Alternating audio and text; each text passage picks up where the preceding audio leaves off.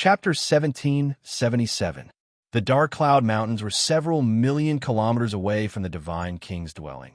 But this distance was nothing to Jinshin. Before long, Jinshin had crossed several million kilometers and appeared outside the Divine King's dwelling. The entrance to the Divine King's dwelling had been smashed open long ago. As a result, the entrance to the Divine King's dwelling that had been closed for countless years was now exposed to everyone. Anyone could enter and leave without any obstructions. Originally, there was not a single strand of origin energy in the Divine King's dwelling, but after the entrance was smashed open, the space within had become connected to the outside world. The dense origin energy from the outside world constantly surged into the dwelling, causing the dwelling that originally only contained radiant saint force to be filled with origin energy. Jinshin concealed his presence and stood outside the Divine King's dwelling with an extremely low profile. He glanced around and habitually observed his surroundings. Although it had already been several years since God King Duanmu's dwelling had opened, there were still quite a few people gathered in the surroundings. They ranged from Origin Realm cultivators to gods.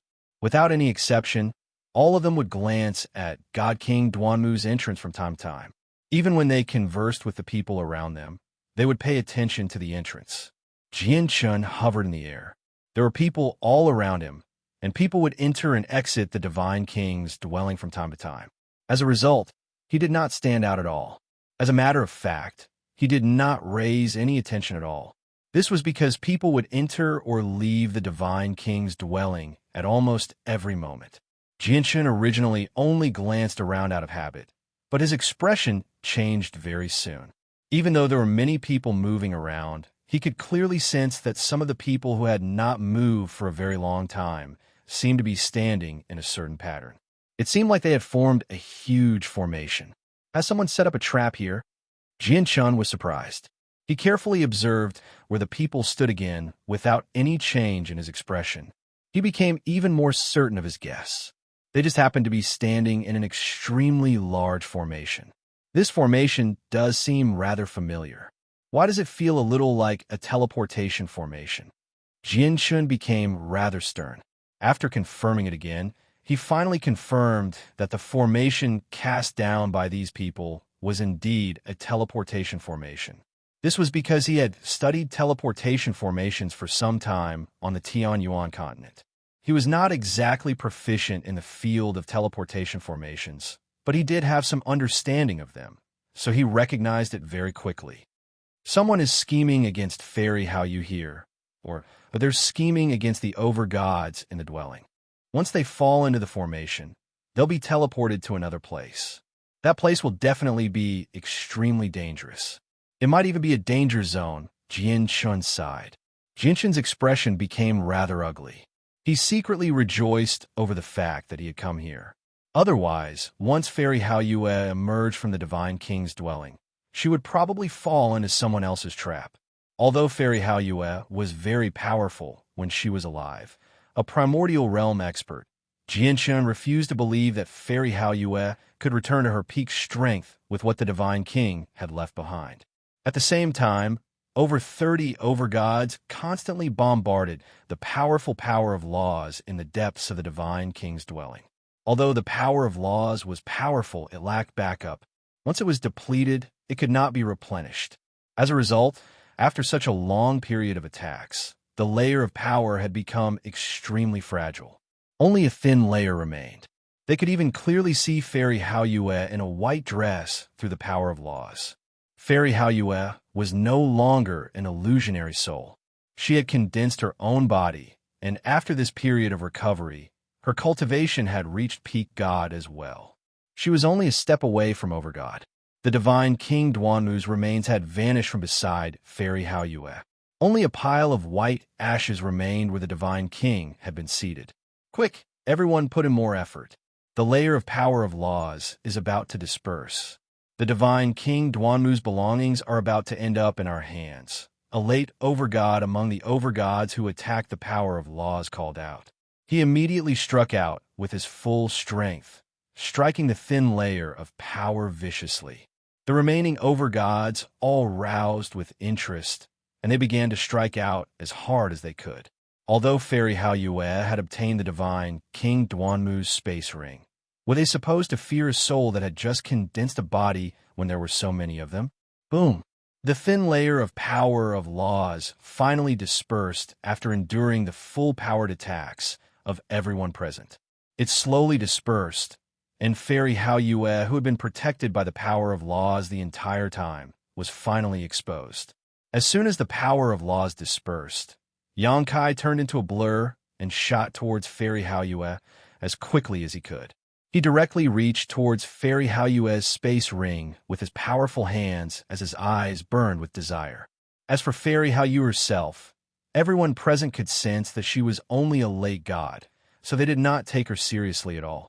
As soon as Yang Kai moved, the other late over-gods moved as well. They flew towards Fairy Hao Yue in a hurry. They were no slower than Yang Kai. Behind them were the mid-over-gods, and there were even a few late over-gods. They were slower, so they fell behind. However, even though they were not as powerful as late over-gods, they were fearless. They directly took part in the battle. Normally, very few of them would be bold enough to provoke late over-gods. But now, before the treasures left behind by the divine King Duanmu, all of them cast aside their worries. How dare you? It was also at this moment that Fairy Hao Yue opened her eyes. She stared at the over-gods who charged toward her coldly. Her bearing was filled with supreme dignity. At that moment, she seemed to have become a supreme god. She seemed to view everyone as ants. Even when she looked at the over-gods, they seemed to be so weak that she could crush them with a single finger. The hearts of the over-gods immediately shivered when they saw Fairy Hao Yue's gaze. Although Fairy Hao Yue had not recovered her strength, her former dignity remained. Just a single glance from her was enough to make over-gods shiver in fear. However, Fairy Hao Yue had not recovered her strength yet. The over-gods all knew that she was only a late god, so she was unable to deter them at all. Chapter 1778. The full moon was extremely bright. It shone with pure moonlight, enveloping Fairy Hao Yue. Fairy Hao Yue was filled with a sense of holiness as she bathed in the pure, white moonlight. She was like a fairy of the moon that had been born under the moonlight. She seemed otherworldly, untainted by the mortal world. She gave off an ethereal aura from her entire body. However, beneath Fairy Hao Yue's picturesque appearance was cold and chilling, killing intent. The moon above her head suddenly shone brightly, and an extremely thick pillar of light shot out with lightning speed, enveloping all the over-gods. The over-gods who charged towards Fairy Hao Yue did not take Fairy Hao Yue's attack seriously at all. After all, Fairy Hao Yue was a mere late god, so it was impossible for her to pose any threat to them. Even if she used powerful battle skills, she would only be able to make early over-gods take her seriously at most. However, when a huge pillar of moonlight was about to envelop them, the over-gods were no longer able to remain composed. Their faces all changed drastically at that moment. They were filled with shock. The energy contained in the light pillar formed by the light of the moon was indeed nothing to them, but it contained a very powerful power of law. At that moment, all the over-gods were enveloped by the moonlight. They immediately felt their bodies freeze up. They were all frozen in the same posture as they were enveloped by the moonlight. It was as if they had been immobilized, unable to move at all. What is this ability? I'm actually unable to move. How is this possible? The over-gods were shocked. They immediately circulated the origin energy within them as hard as they could to break free from the restraints of the moonlight. At the same time, strands of the power of laws condensed, turning into chains of laws that attacked the restraints of the moonlight. Fairy Hao Yue paled after using the move. She became slightly feeble, but even so, she did not hesitate at all. She drifted down and arrived before a late over-god with lightning speed. She directly extended a finger towards his forehead. Even though the late over-god was trapped, he could still use the dense origin energy within him. Powerful origin energy erupted from his body, forming a barrier around him. At the same time, he used the power of laws to attack Fairy Hao Yue. However, All his defenses were useless before Fairy Hao Yue's finger. His power of laws dispersed, and the origin energy around him collapsed in a single moment. Fairy Hao Yue's finger directly pierced his forehead with a strand of moonlight force, wiping out his soul on the spot. However, Fairy Hao Yu's face became even paler after killing the late overgod. She seemed to have become even weaker. However, she did not stop. Her eyes were cold as she continued to extend her finger towards a second late overgod. Spurt. The second late overgod was easily slain by Fairy Hao Yue under everyone's gazes. Even though Fairy Hao Yue was only a late god right now, killing late overgods was as easy as crushing ants for her. The late overgod was unable to fight back at all. However, Fairy Hao Yue had become very exhausted from the battle. She seemed even weaker after killing 2 late gods consecutively. She even seemed slightly haggard. At this moment, all the overgods paled. Their gazes towards Fairy Hao Yue were filled with fear. Unfortunately, they were trapped there, unable to move at all. All they could do was watch as Fairy Hao Yue killed her way over like the god of death. They were completely helpless. They had become living targets. Fairy Hao Yue extended her finger a third time with a pale face. To no surprise, her target was Yang Kai from the divine kingdom of Pingtian. Yang Kai's eyes suddenly narrowed to the size of needles. He became extremely worried as he watched Fairy Hao Yue's finger draw closer and closer. He was filled with unprecedented fear. His body was trapped, and he was unable to move at all, let alone fight back. He cannot even dodge. If you kill me, Jinshin is dead for sure. In his desperation, Yang Kai mentioned Jinshin. Even Yang Kai knew that his words were completely baseless. As a matter of fact, they could be described as childish and laughable. This was because Jinshin had been saved long ago. He was not here at all. Moreover, Jinshin's 2 strands of profound sword chi were so powerful that even Yang Kai feared them very much. But now, he could not think of any other way apart from using Jinshin's name to make ends meet. As expected, Fairy Hao Yue's finger suddenly paused when she heard Yang Kai's words. It was also at this moment that Yang Kai bellowed out. Origin energy surged out from him, and he finally broke through the restraints of moonlight force with the other overgods. He directly threw a punch at Fairy Hao Yue. At the same time, the overgods behind him attacked Fairy Hao Yue with their full strength as well. They could already tell that Fairy Hao Yue was currently weak from her appearance. They were certain that it was impossible for Fairy Hao Yue to continue using such powerful abilities. Sai, my soul is too weak. I can't unleash my full comprehension of the laws of the world. Even if I use the least energy-consuming moves, I won't be able to last for long. Fairy Hao Yue sighed inside. She did not take on the overgods head-on. With a wave of her hand, she swept up the space rings of the 2 late overgods and directly flew towards the exit of the dwelling. Over half of the overgods pursued her relentlessly. They constantly fired strands of sword chi at Fairy Hao Yue. The sword chi struck the rocks in the surroundings of the dwelling, producing endless booms. They could all tell that Fairy Hao Yue was already on her last legs. She no longer possessed the might to kill the 2 late overgods so easily. As for the remaining overgods, they were all stunned by how Fairy Hao Yue had killed the 2 late overgods. They did not dare to continue the chase. To no surprise, Yang Kai was one of them. He glanced past the 2 late overgods as his forehead became covered with cold sweat. So close. Just a little more and I would have died here, thought Yang Kai. He stared in the direction that Fairy Hao Yue had left in with lingering fear. He seemed rather dejected. Clearly, he had given up on the Divine King's space ring. At this moment, Jinshin's face suddenly changed outside the Divine King's dwelling. He suddenly turned his head and looked into the Divine King's dwelling. The disturbance from the Divine King's dwelling was just too great. Let alone Jinshin, who was outside. Even a few gods could sense the great booms in the dwelling. Chapter 1779. Fairy Hao Yue has successfully condensed a body.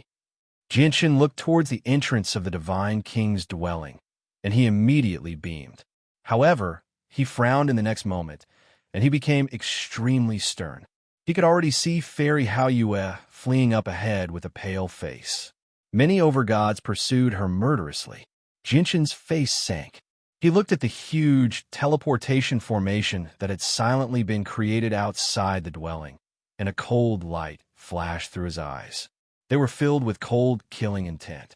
The teleportation formation was formed by cultivators of varying strength in a special way. It seemed disorderly, but only those who had some understanding of formations or those who were familiar with teleportation formations would be able to see through it. As a result, basically no one apart from Jinshin discovered the teleportation formation outside the dwelling.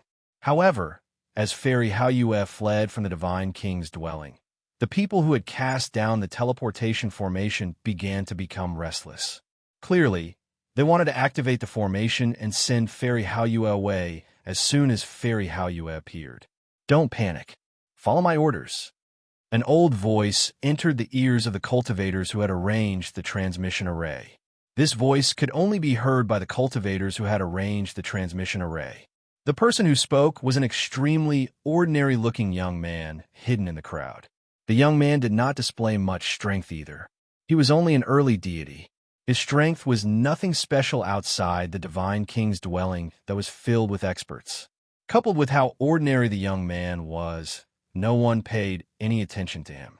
At this moment, the young man's eyes shone with extremely bright light.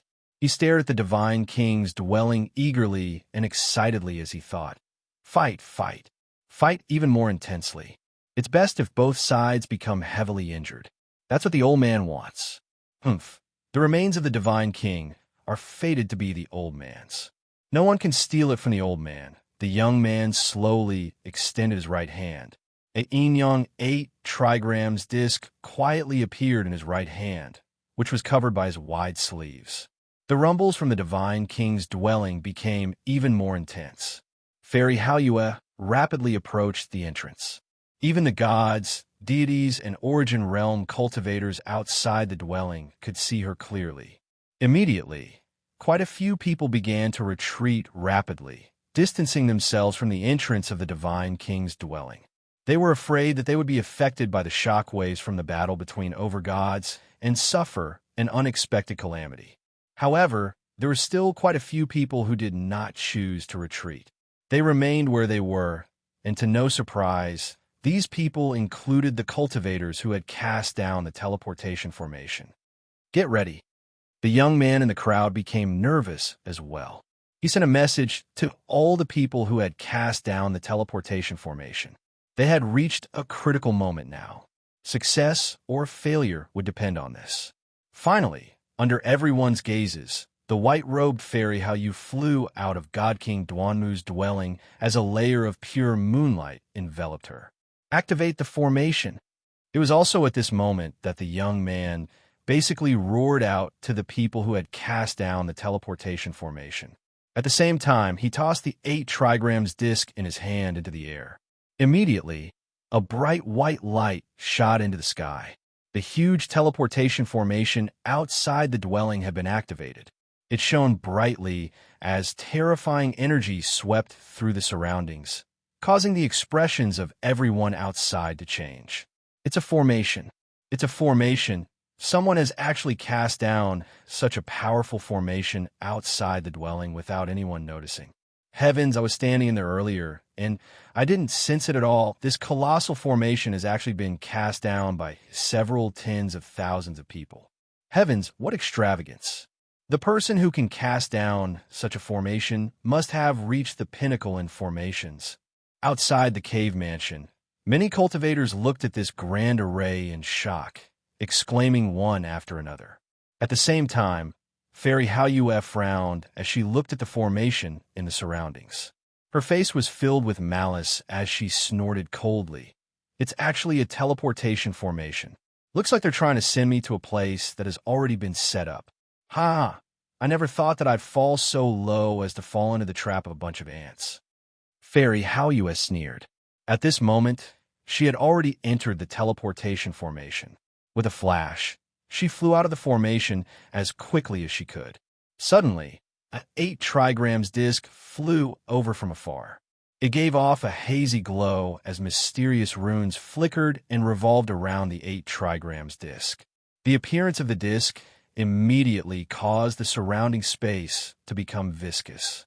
The space actually solidified at a visible rate, freezing the origin force and interfering with the surrounding space. Fairy Haoyue's figure was also affected. Her speed became extremely slow as a mysterious force confined her surroundings. Fairy Haoyue's eyes were cold. Even though she was in a predicament, she did not become flustered at all. She remained composed. At that moment, her eyes gradually turned white, becoming as white as the moon. It was as if a moon had been nurtured in her eyes. Fairy Haoyue's comprehension of laws had already reached an extremely profound level when she was alive. However, her soul was nowhere near recovered, so she was unable to unleash the power of laws from her peak state. However, now that she had been forced into a corner, she planned on burning her soul again to unleash the power of laws at the primordial realm.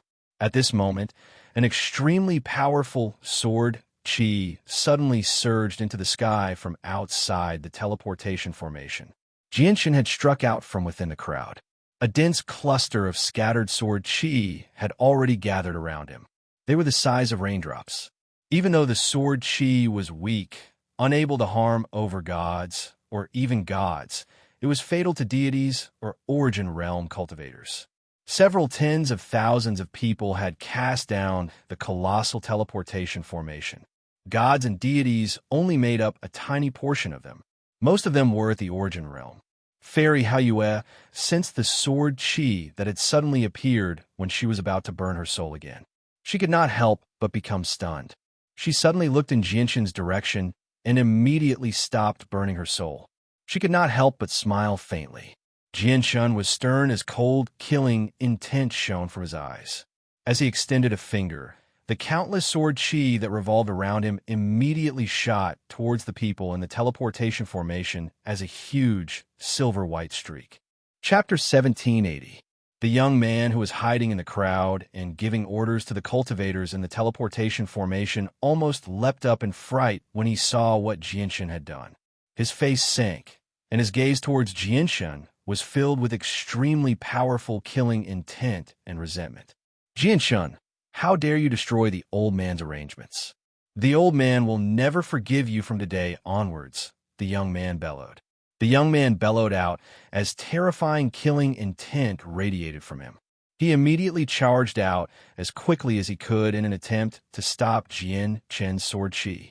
As the young man charged towards the sword chi, his presence skyrocketed, reaching the peak in a single instance. He was no longer an early deity. He was clearly an overgod. Late overgod? Jianshan glanced at the young man and became stern. He shot his sword chi towards the people in charge of the teleportation formation, and he sped up slightly. The young man gave off a surging presence as he roared out furiously and charged over. He had already pushed his speed to the limit, turning into a streak of light. He wanted to use his body as a shield to block all the sword chi. However, even though he was a late overgod, he was still a little slower. When he arrived before the dense strands of sword chi, a small portion of them had already approached the huge teleportation formation, shooting towards the people in the formation mercilessly. Immediately, chilling cries rang out. In the blink of an eye, several hundred origin realm and deities in the teleportation formation were turned into beehives by the sword chi. Some of them even had their heads pierced by the sword chi, wiping out their souls. With just a single strike, several hundred or even 1,000 origin realm and deities died. Blood splattered through the air, falling down like a rain of blood. Large swathes of lifeless corpses fell from the sky. Even though the huge teleportation formation had been cast down by several tens of thousands of people, the teleportation formation was so intricate that even the slightest mistake would cause it to fail. However, the deaths of several hundred or even over 1,000 people directly caused extremely severe damage to the teleportation formation, preventing it from operating at all. The dazzling light from the teleportation formation gradually dimmed. The deaths of these people caused the energy in the teleportation formation to be unable to operate at full capacity. The several tens of thousands of people who set up the teleportation formation suffered a powerful impact, causing them to all vomit blood. All of them were heavily injured. Jinshin, you've ruined the old man's plans. The old man will not spare you, the late overgod roared. The young man who erupted with the might of a late overgod roared out furiously. He was utterly furious as terrifying killing intent radiated from him. It was chilling. Just a little more, just a little more. If I had a little more time, I would have been able to teleport her to the location I had set up beforehand. At that time, no matter what she obtained from the divine King Duanmu's dwelling, it would all be mine. I might even be able to obtain even more things from this soul that has just recovered her body. God damn it, God damn it. I'm only one step away. The young man was furious. He had almost lost his mind due to the huge difference between the two of them. He had spent so much effort and paid such a great price. It could be said that he had gone through countless hardships to finally hide from everyone and cast down the teleportation formation without anyone noticing. Just when he was about to succeed, he had never thought that Jinshin would kill his way out at the final moment, ruining all his efforts.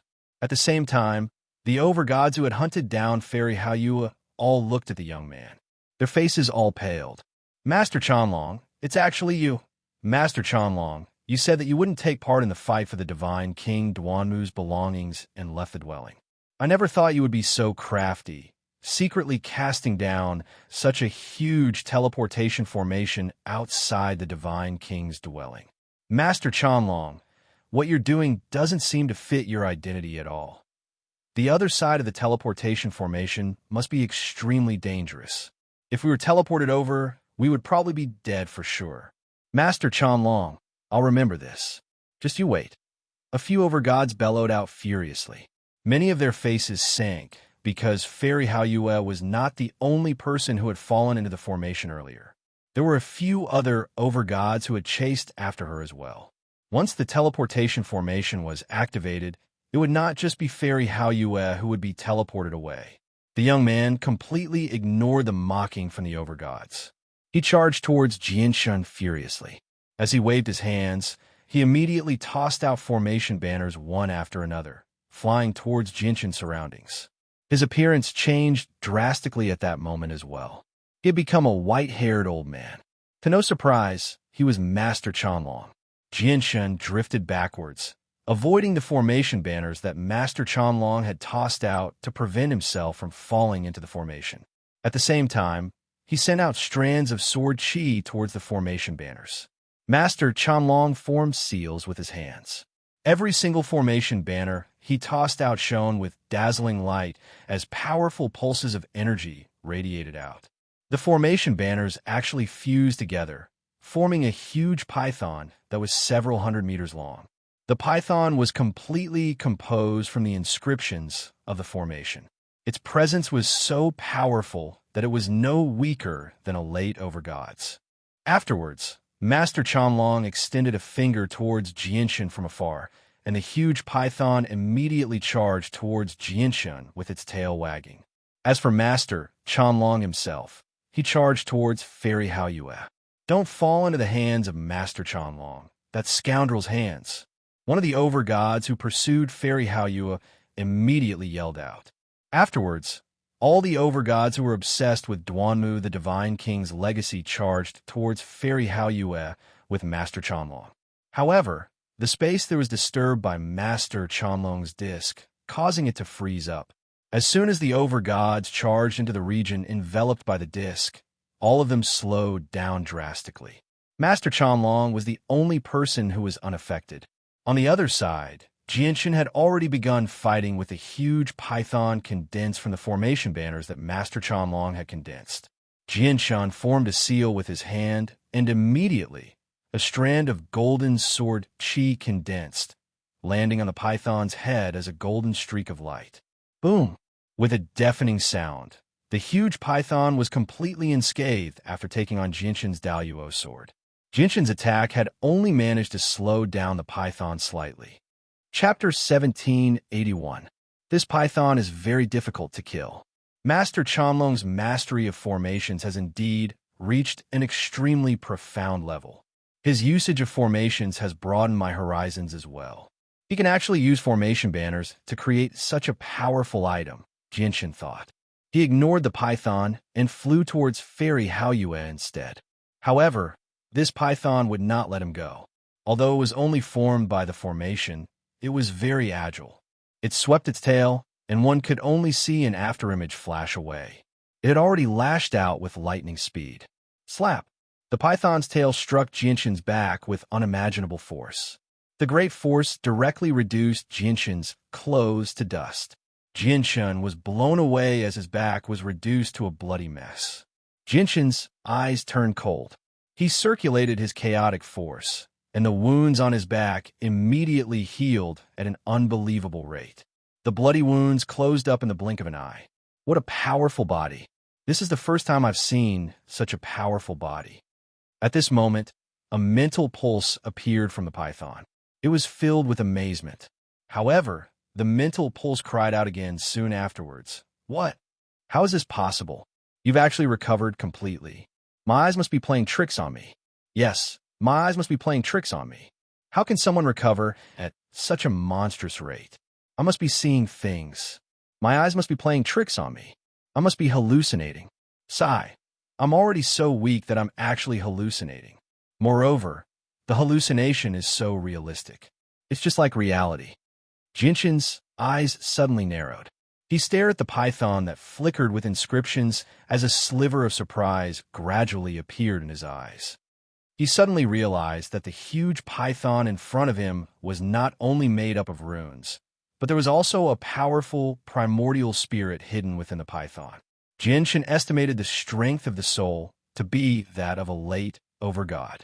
It's actually the soul of an overgod that's been trapped, Jinshin said in surprise.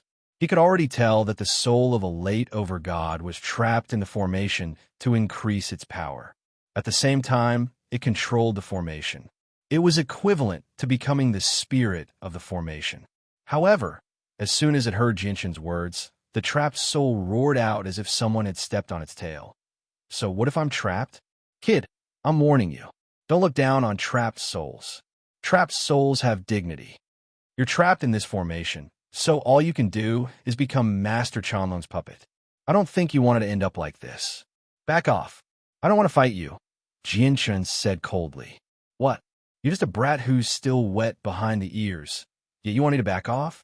If I won't back off, I'll stand in your way. I like to see what you can do to me. Come hit me if you have what it takes, the soul in the formation called out at Jinshin. It was extremely arrogant. On the other side, Fairy Haoyue dodged Master Chanlong's attacks with great difficulty. She managed to avoid them by a hair's breadth each time. She was in an extremely dangerous situation. However, she was extremely composed. She did not become flustered at all. She was secretly prepared to burn her soul at any time. However, the price she had to pay for burning her soul was extremely heavy.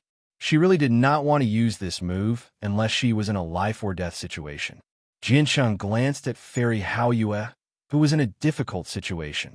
His face immediately turned cold, and with a thought, 2 strands of profound sword chi appeared. They hovered above his head and radiated with sword chi that even overgods would shiver in fear. Jinshin's profound sword chi immediately attracted the attention of everyone present. At that moment, whether it was Master Chanlong who was dealing with Fairy Haoyue or the overgods who pursued Fairy Haoyue, they all paid some attention to Jinshin. A sliver of fear appeared in their eyes, and they became cautious. All of the overgods feared Jinshin's profound sword chi, including late overgods. Although a single strand of profound sword chi was not enough to kill late overgods, it was enough to threaten their lives. Brat, what is this thing? What are you doing if you don't want to die? Hurry up and put this thing away. The Yuan spirit trapped in the formation began to stutter. Anyone could sense his fear at this moment. After all, he was only a weak soul right now. He could only use the strength of a late overgod with the help of the formation. Once he lost the formation, he would become extremely frail after losing his body. Cold, killing intent flickered through Jinshin's eyes. He stared at the huge python that blocked his way and was about to shoot out the first strand of profound sword chi. The huge python was controlled by the soul. If it wanted to keep Jinshin busy, Jinshin really would not be able to break free. As a result, he could only use the profound sword chi. Perhaps because he saw the coldness in Jinshin's eyes, the trapped soul immediately began to panic. Don't look at me like that. What do I want to do? Don't shoot, don't shoot. Brother, please don't shoot at me. I'll move. Is that enough? If you have any grievances, go directly to that old bastard Chanlong.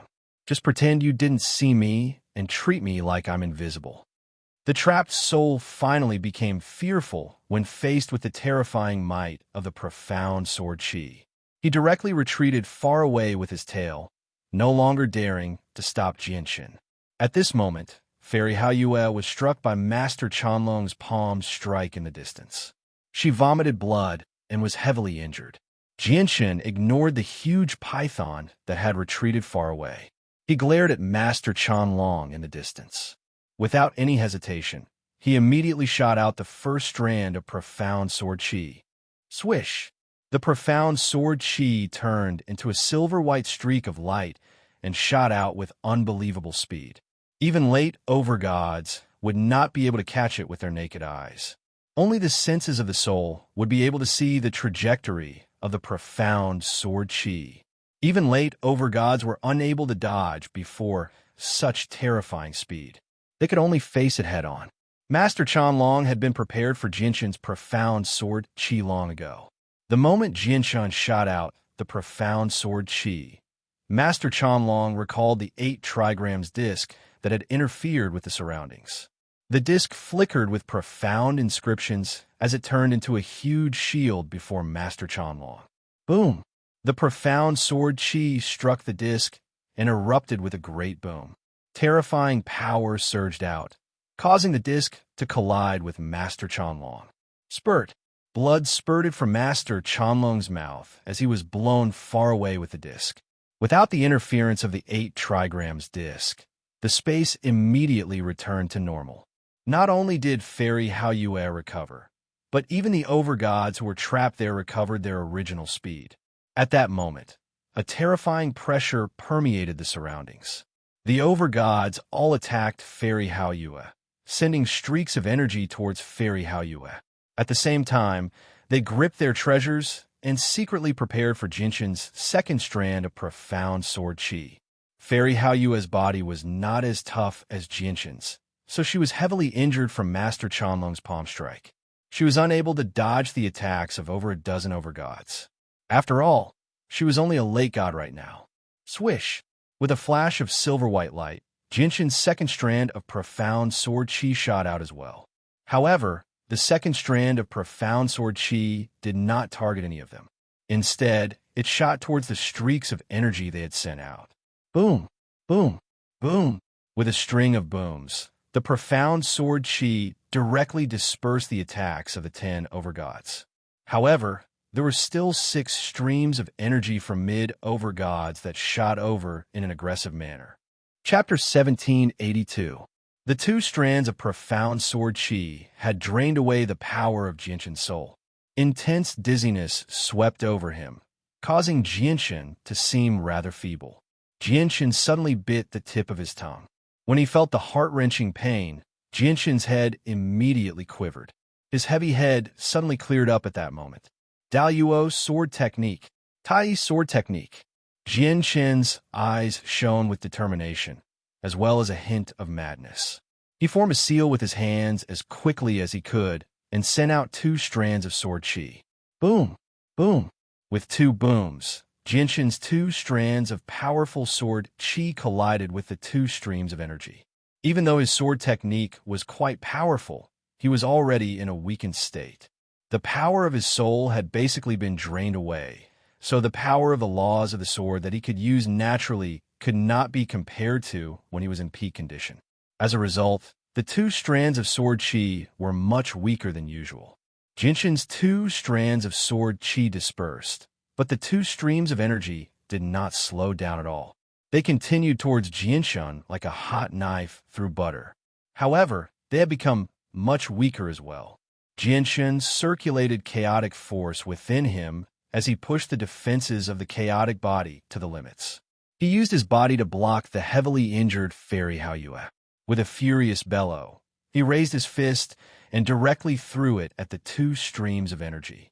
A layer of chaotic force coiled around his fist, giving off a violent presence of destruction. Jianshun was unable to unleash the power of the laws of the sword with his depleted power to fend off overgods. Moreover, he had blown up his flying snow sword as well, so the only weapon that Jianshun could use right now was his fist. As for the azulate swords, he was basically asking for death before so many overgods. Although none of the overgods recognized the azulate swords, and even many divine kings might not recognize them, they were afraid that the news would spread and the experts who knew about the swords would hear about it. With a boom, Jianshun's fist struck the two streams of energy with great force. His body trembled violently, and his fists were reduced to a bloody mess. His arms were covered in blood. The intense pain caused Jianshun to frown. At that moment, he felt like he was about to lose all feeling in his arms. The pain was accompanied by numbness, to the point where he could not even feel the existence of his arms. At the same time, the other four streams of energy struck Jianshun as well. Jianshun immediately vomited blood as he was blown away. Behind Jianshun was Fairy Haoyue, so Jianshun naturally collided with Fairy Haoyue.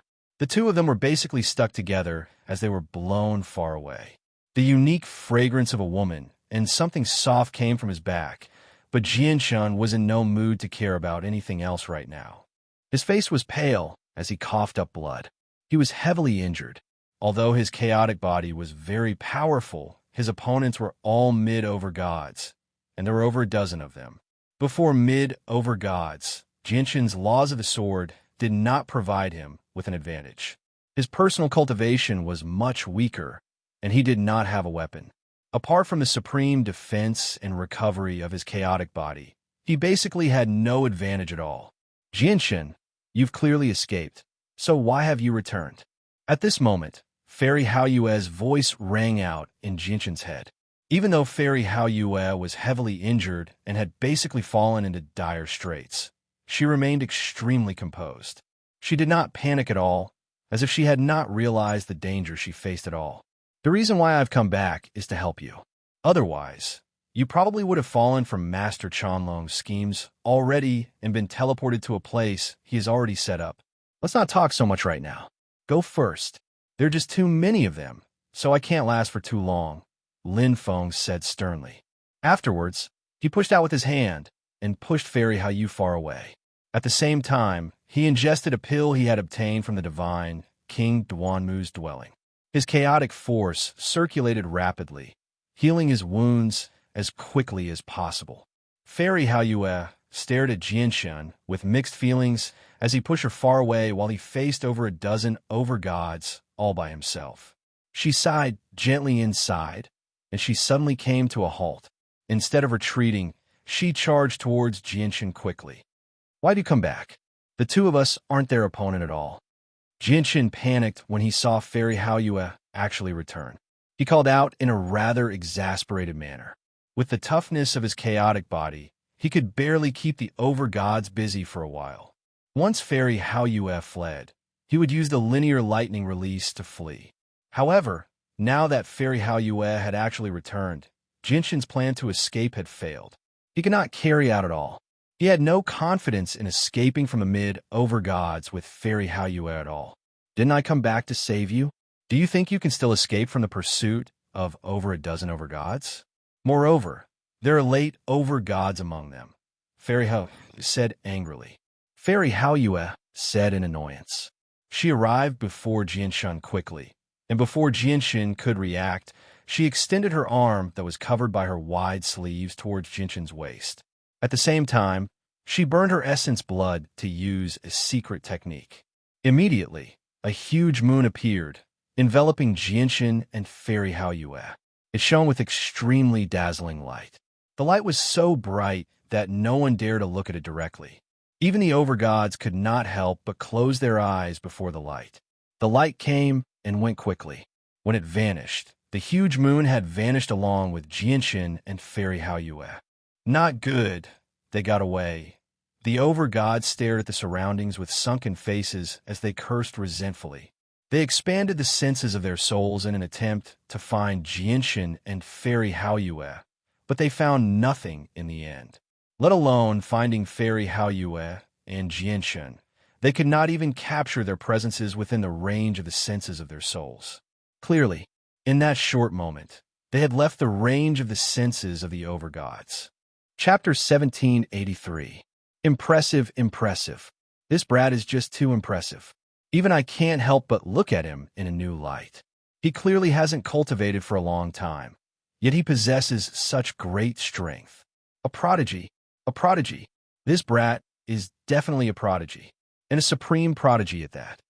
The trapped soul flew over from afar and jabbered on beside Master Chanlong. Old man Chanlong, I say, you're in trouble now. You've actually offended a supreme prodigy. The trapped soul put on an act of silence before saying seriously, with my eyes that can see through the mysteries of the world, that brat has cultivated for less than 1,000 years at most. No, 1,000 years is a little too long. It should only be a few hundred years, or even a few hundred years is a little too long. It should be even shorter. Don't tell me Jianshin has only cultivated for 100 years. Master Chanlong could not help but sneer when he heard the soul praise Jianshin in such an exaggerated manner. He snorted at the soul's words. Yeah, it should be 100 years or so. Even if there's a difference, it shouldn't be too far off. The trapped soul nodded seriously. The trapped soul nodded seriously, but he soon became stunned. He said in surprise, Old man Chanlong, how do you know the kid has only cultivated for 100 years? Are you able to see through the mysteries of the world like me? Master Chanlong smiled disdainfully. He no longer wasted any more words with the trapped soul. He formed a seal with his hand, and the huge python immediately turned into a few formation banners that he held in his hand. Old man Chanlong, you still haven't told me how you know that brat has only cultivated for 100 years. The soul's mental pulse rang out from the formation banners.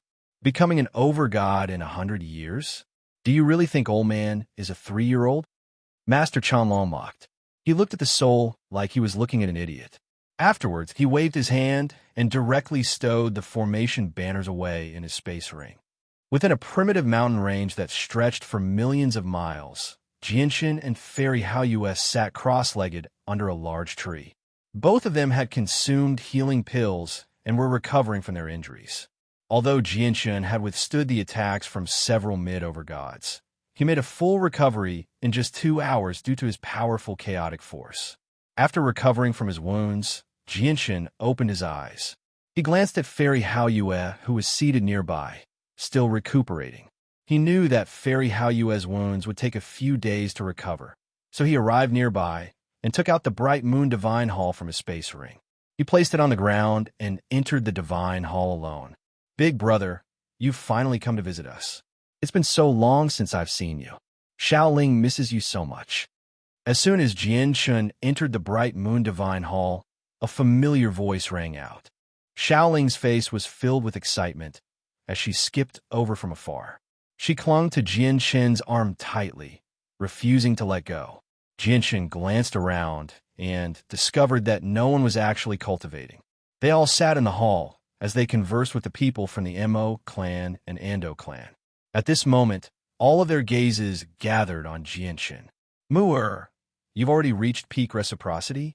Jianshin immediately saw the beautiful Shangwan Mu'er in her violet dress, and he immediately beamed.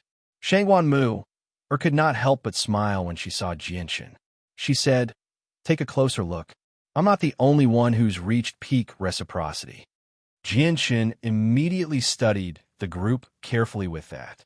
He discovered that Shangwan Mu'er was indeed not the only one who had reached peak reciprocity. Aside from her, Houston, Xiaojin, Xiaoling, the White Tiger, and the 7-colored heaven-devouring beast had all reached peak reciprocity. Ruijin, Heiyu, and Holian had not reached peak reciprocity, but they were at early reciprocity. Even newbies, who always wore golden robes, had reached early reciprocity. Among the 5 people from the world of Forsaken Saints, Xiongzhong had also reached peak reciprocity. The 4 other receival protectors who had come with him had all become extremely powerful as well. They had all reached mid-reciprocity. Although they had not been in the Saints' world for very long, all of them had progressed extremely quickly. They had never dared to imagine this when they were in the lower world. Good, good, good. Looks like we'll be able to produce godhood experts very soon from the lower world. Jianshun felt extremely delighted. He could not help but laugh aloud. Our cultivation speed is so fast all because of the divine crystals you gave us. If it weren't for them, our cultivation speed would be much slower, said Xiaojin. Xiaojin said. A few years had passed, and he had grown a little taller. Now, he looked like he was 8 or 9 years old. Of course, his actual age definitely did not stop there. It was just that he was a metallic spirit, an innate spirit, so his growth was extremely slow.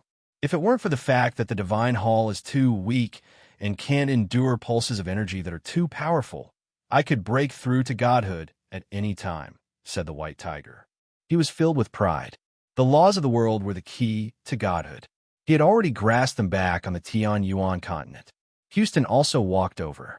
He looked at Jianshun kindly and said, Jianshun, what's the situation outside? You better find a time to let us out. Quite a few of us have reached the peak of cultivation, so there's no point in continuing to cultivate. At the same time, our comprehension of laws has reached the threshold of godhood. As long as we go out, we'll be able to break through to deity very quickly. At that time, I'll be able to help you deal with your problems.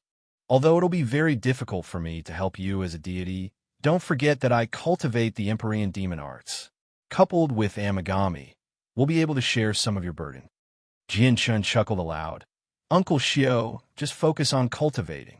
Right now, my strength is nothing in the entire Saints world, but I've still gained a foothold in the divine kingdom of Pingtian. Before long, everyone will be able to go out and see the scenery of the Saints world.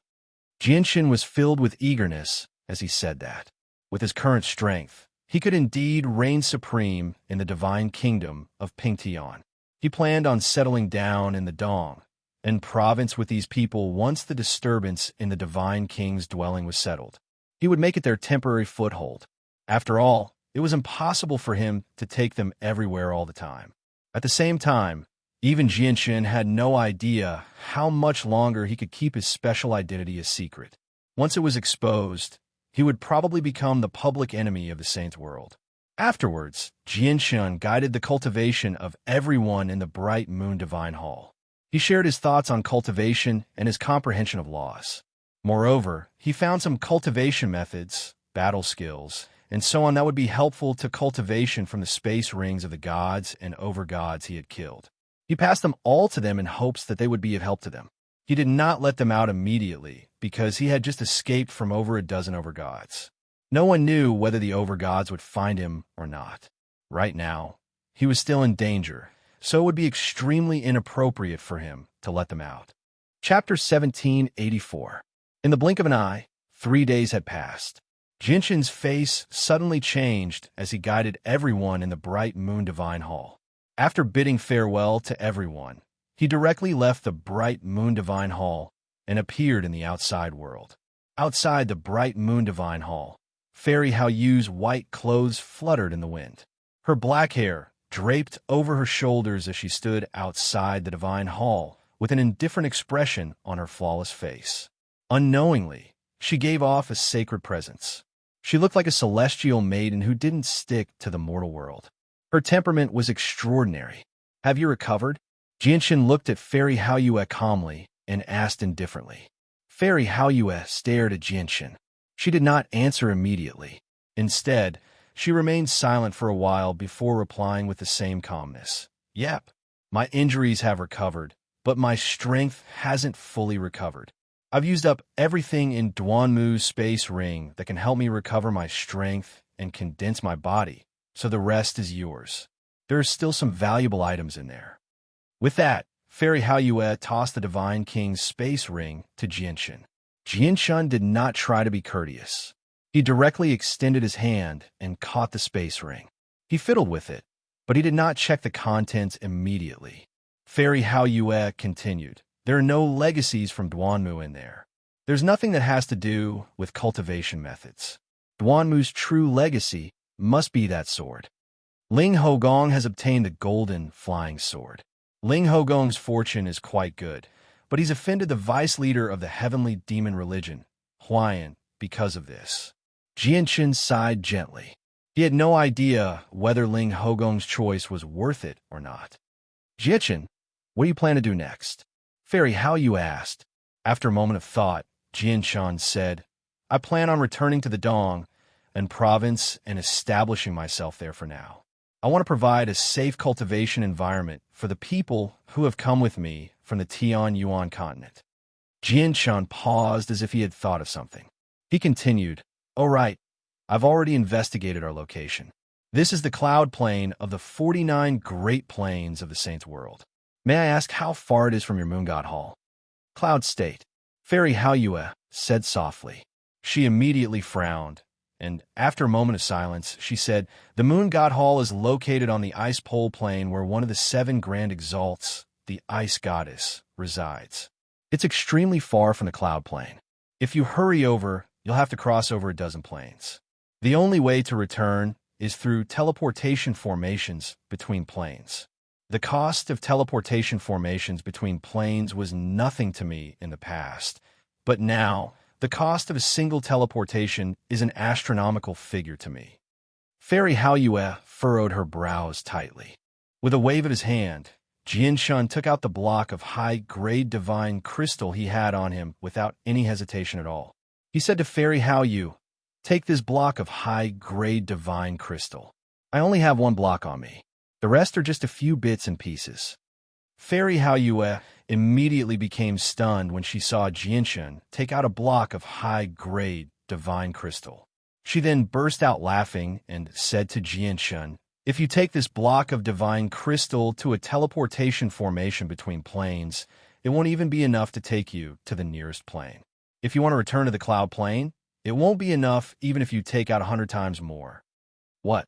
It's so expensive to take a teleportation formation?" This time, it was Jianshun's turn to be shocked. In his opinion, a block of high-grade divine crystal was quite a fortune, yet it was not even enough to take a teleportation formation. To take a teleportation formation between planes, you need 5-colored divine crystals. Your block of divine crystal is equivalent to 1,000,000 standard high-grade divine crystals. If you convert them to supreme-grade divine crystals, it's only equivalent to 10,000 standard supreme-grade divine crystals. The exchange rate between supreme-grade divine crystals and 1-color divine crystals is also 100 to 1. As a result, your block of divine crystal can only be exchanged for 100 standard 1-color divine crystals. As for 1-color divine crystals to 5-color divine crystals, the price increases by 10 times with each additional color. Your block of divine crystal can only be exchanged for a standard 3-color divine crystal at most. Jianshun frowned as well. Only now did he understand that taking a teleportation formation between planes was actually so expensive. Fairy Haoyue became worried as well. She said, "Only primordial realm experts possess colored divine crystals. It looks like I won't be able to return to the ice pole plane anytime soon. I just wonder how my father is doing right now." "There's no need for you to worry about that right now. I don't know what kind of problems your father is facing, but even if you hurry back immediately, you probably won't be of any help with your current strength," said Jianshun. Fairy Haoyue nodded. "You're right. I am indeed too weak right now. I even face the danger of dying on the way back. The matter at hand is to recover my strength as quickly as possible." After making up her mind, Fairy Haoyue's gaze became determined. At that moment, her entire presence underwent a drastic change. Jianshun's eyes narrowed as he stared at Fairy Haoyue rather blankly. At that moment, he suddenly sensed a presence that made his heart palpitate from Fairy Haoyue. As a matter of fact, he even had the misconception that although Fairy Haoyue was only a late god, He was as weak as an ant if she wanted to kill him. He could not put up any resistance at all. As expected of a primordial realm expert, Jianshan thought as his gaze towards Fairy Haoyue changed. I need to recover my strength. Jianshan, take this jade talisman. If you come across any danger in the future, crush it. I will return as quickly as possible. Of course, it's best if that happens in 5 years. Fairy Haoyue passed a pure white token to Jianshan before directly leaving. She wanted to find her own fortuitous encounters so that she could return to her peak condition as quickly as possible. Jianshan watched Fairy Haoyue leave. Only when Fairy Haoyue had completely vanished did he look at the token in his hand. The token was snow white. It was forged from a precious jade and had a tiny moon embroidered on it. However, Jianshan could sense a sliver of the imprint of Fairy Haoyue's soul in the tiny moon. Jianshan stowed the token away and left with the bright Moon Divine Hall. After confirming the direction, he directly flew towards the Dong and province. With all the treasures in the Divine King's dwelling taken away, the disturbance caused by the Divine King's dwelling gradually settled down. The overgods who had gathered in the Divine King's dwelling all left one by one. However, a large group of people remained in the Divine King's dwelling. They continued to search, unwilling to give up. Most of them were at the Origin Realm. There were a few deities and gods among them as well. They dug 3 feet into the ground of the cave, carefully searching every corner, hoping for a pleasant surprise. Aside from that, a few people who cultivated the laws of the sword gathered in the second stone hut. They studied the slashes left behind by the Divine King in the past. Chapter 1785. Not only were there locals gathered in the provincial city, but there were also many people from the other provincial cities of the 36 provinces of the Divine Kingdom of Pingtian. There were even merchants, adventurers, and so on from other divine kingdoms. With the influx of so many people, the provincial city naturally became extraordinarily prosperous. Today, a young man in luxurious clothes who seemed to be in his 20s mixed into the crowd. He followed the flow of people into the provincial city with an extremely low profile. The young man's appearance was nothing special, and his strength was average as well. He was only at the peak of reciprocity. He was the type that could be found anywhere in the provincial city. Stop. What's your name? Where do you come from? Why have you come to the provincial city? Just when the young man was about to enter the city, he was stopped by the guards just like everyone else. They asked him the same question. I am Yang Yutian, and I come from the sword-seeking province. I've come to the provincial city because I want to stay here permanently. The young man clasped his hands and smiled indifferently. The guard who stopped Yang Yutian glanced at Yang Yutian. Seeing how Yang Yutian was dressed in luxurious clothes, he definitely had some background, so he did not stop him. He smiled, take this. This is your identification pendant. You can enter after paying 100 low-grade divine crystals. I hope you can stay in the provincial city forever. Remember, don't forget to charge up your identification pendant.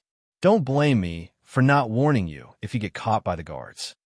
Yang Yuqian paid 100 low-grade divine crystals and received his identification pendant.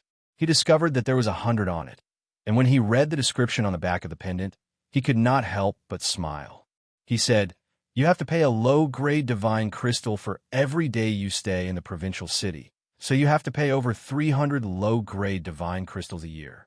Once the number on the pendant reaches 0, you'll be caught by the guards of the provincial city. Looks like not just anyone can enter the provincial city. Just a single year will cost over 300 low-grade divine crystals, and that's not even including accommodation. You can't practice on the streets in the county city. Otherwise, you'll be arrested. However, there's a large-scale energy-gathering formation in the provincial city. The origin energy here is much denser than outside, so cultivating here is indeed much faster than cultivating outside. Yang Yutian walked aimlessly on the street, muttering to himself in a voice that only he could hear. This person called Yang Yutian was obviously Jianshan in disguise. Jianshan was in no hurry to expose himself after arriving in the provincial city. Instead, he entered the provincial city silently to observe the situation. He and Fairy Hao Yue were the greatest winners from the opening of the Divine King's dwelling. At the same time, they had basically offended all the overgods. He really was worried that some of the overgods would guess that he would appear in the provincial city again and wait for him. Although he no longer feared most overgods with his current strength, he was still afraid of being surrounded. As a result, he needed to be cautious. Suddenly, Jinshin paused slightly. He raised his head to look at the sky, and his face gradually became stern. Afterwards, he carefully released the senses of his soul, carefully expanding it into the surroundings. Suddenly, Jinshin's face changed. Without any hesitation, he immediately flew out of the provincial city as quickly as he could. At the same time, the space there pulsed gently. A huge formation that had been hidden there appeared in a single moment, radiating with extremely terrifying pulses of energy that enveloped the entire provincial city. Linear lightning release. Jinshin formed a seal with his hand, and he turned into a bolt of lightning. Just when the formation was about to envelop the provincial city, he managed to escape by a hair's breadth. He did not fall into the formation. You really have come to the Dong province. Where do you think you're going? Stay here for old man. Master Chanlong suddenly appeared in the sky above the provincial city. His face was filled with a strange glow. He was filled with excitement as he pursued Jinshin as quickly as he could. At this moment, the provincial city had already been enveloped by the formation that Master Chanlong had cast down earlier. It was an extremely powerful trapping formation, such that no one in the provincial city could leave. When the formation enveloped the provincial city, several dozen presences that belonged to gods appeared from various parts of the provincial city at basically the same time. At this moment, whether it was the people from the powerful clans or the gods from other places, they all roared out furiously and charged into the sky. They directly attacked the huge formation that enveloped the entire provincial city. Who is it? Who is bold enough to trap the entire Dong and province? The Dong and province is one of the 36 provinces of the Divine Kingdom of Pingtian. Sir, aren't you afraid of angering the Divine King by casting down such a formation to trap us? The ancestors of the powerful clans all roared out furiously in the provincial city. Their faces were all sunken. However, Master Chanlong, who had cast down the formation silently to trap the Dong province, had already chased Jinshin into the distance. He had vanished without a trace. 1,000,000 kilometers away from the provincial city, Jinshin hovered in the sky coldly as he stared at Master Chanlong coldly. He had only used the linear lightning release earlier to escape from the formation. After all, this was a formation cast down by Master Chanlong.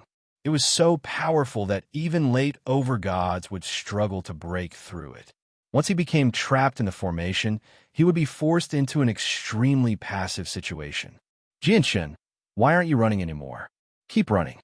Master Chanlong held the 8 trigrams disc in his hand as he stared at Jinshin with a smile. He seemed like he was done for Jinshin. At the same time, he was secretly surprised. He had never thought that the soul would guess so accurately, actually guessing that Jinshin would appear in the Dong province. Master Chanlong, do you want to obtain what you obtained from the Divine King's dwelling from me? Jinshin stared at Master Chanlong emotionlessly. Master Chanlong immediately stopped smiling when he heard that. A sliver of cold, killing intent appeared in his eyes, and he said, "That's only the first reason. The second reason is that you've ruined the plans of the old man. So how can the old man spare you? Are you confident that you can kill me by yourself? Even if you're a late overgod," Jinshin said coldly. "Don't think that you can act recklessly before the old man, just because you have those 2 strands of powerful sword chi." Master Chanlong growled. With a wave of his hand, he immediately scattered a few formation banners. As his hand seals changed, the formation banners immediately reassembled. In the blink of an eye, they turned back into a huge python that was several hundred meters long. Kid, you're actually here as well." Surprisingly, the trapped nascent divinity was inside the giant python formed by formation runes.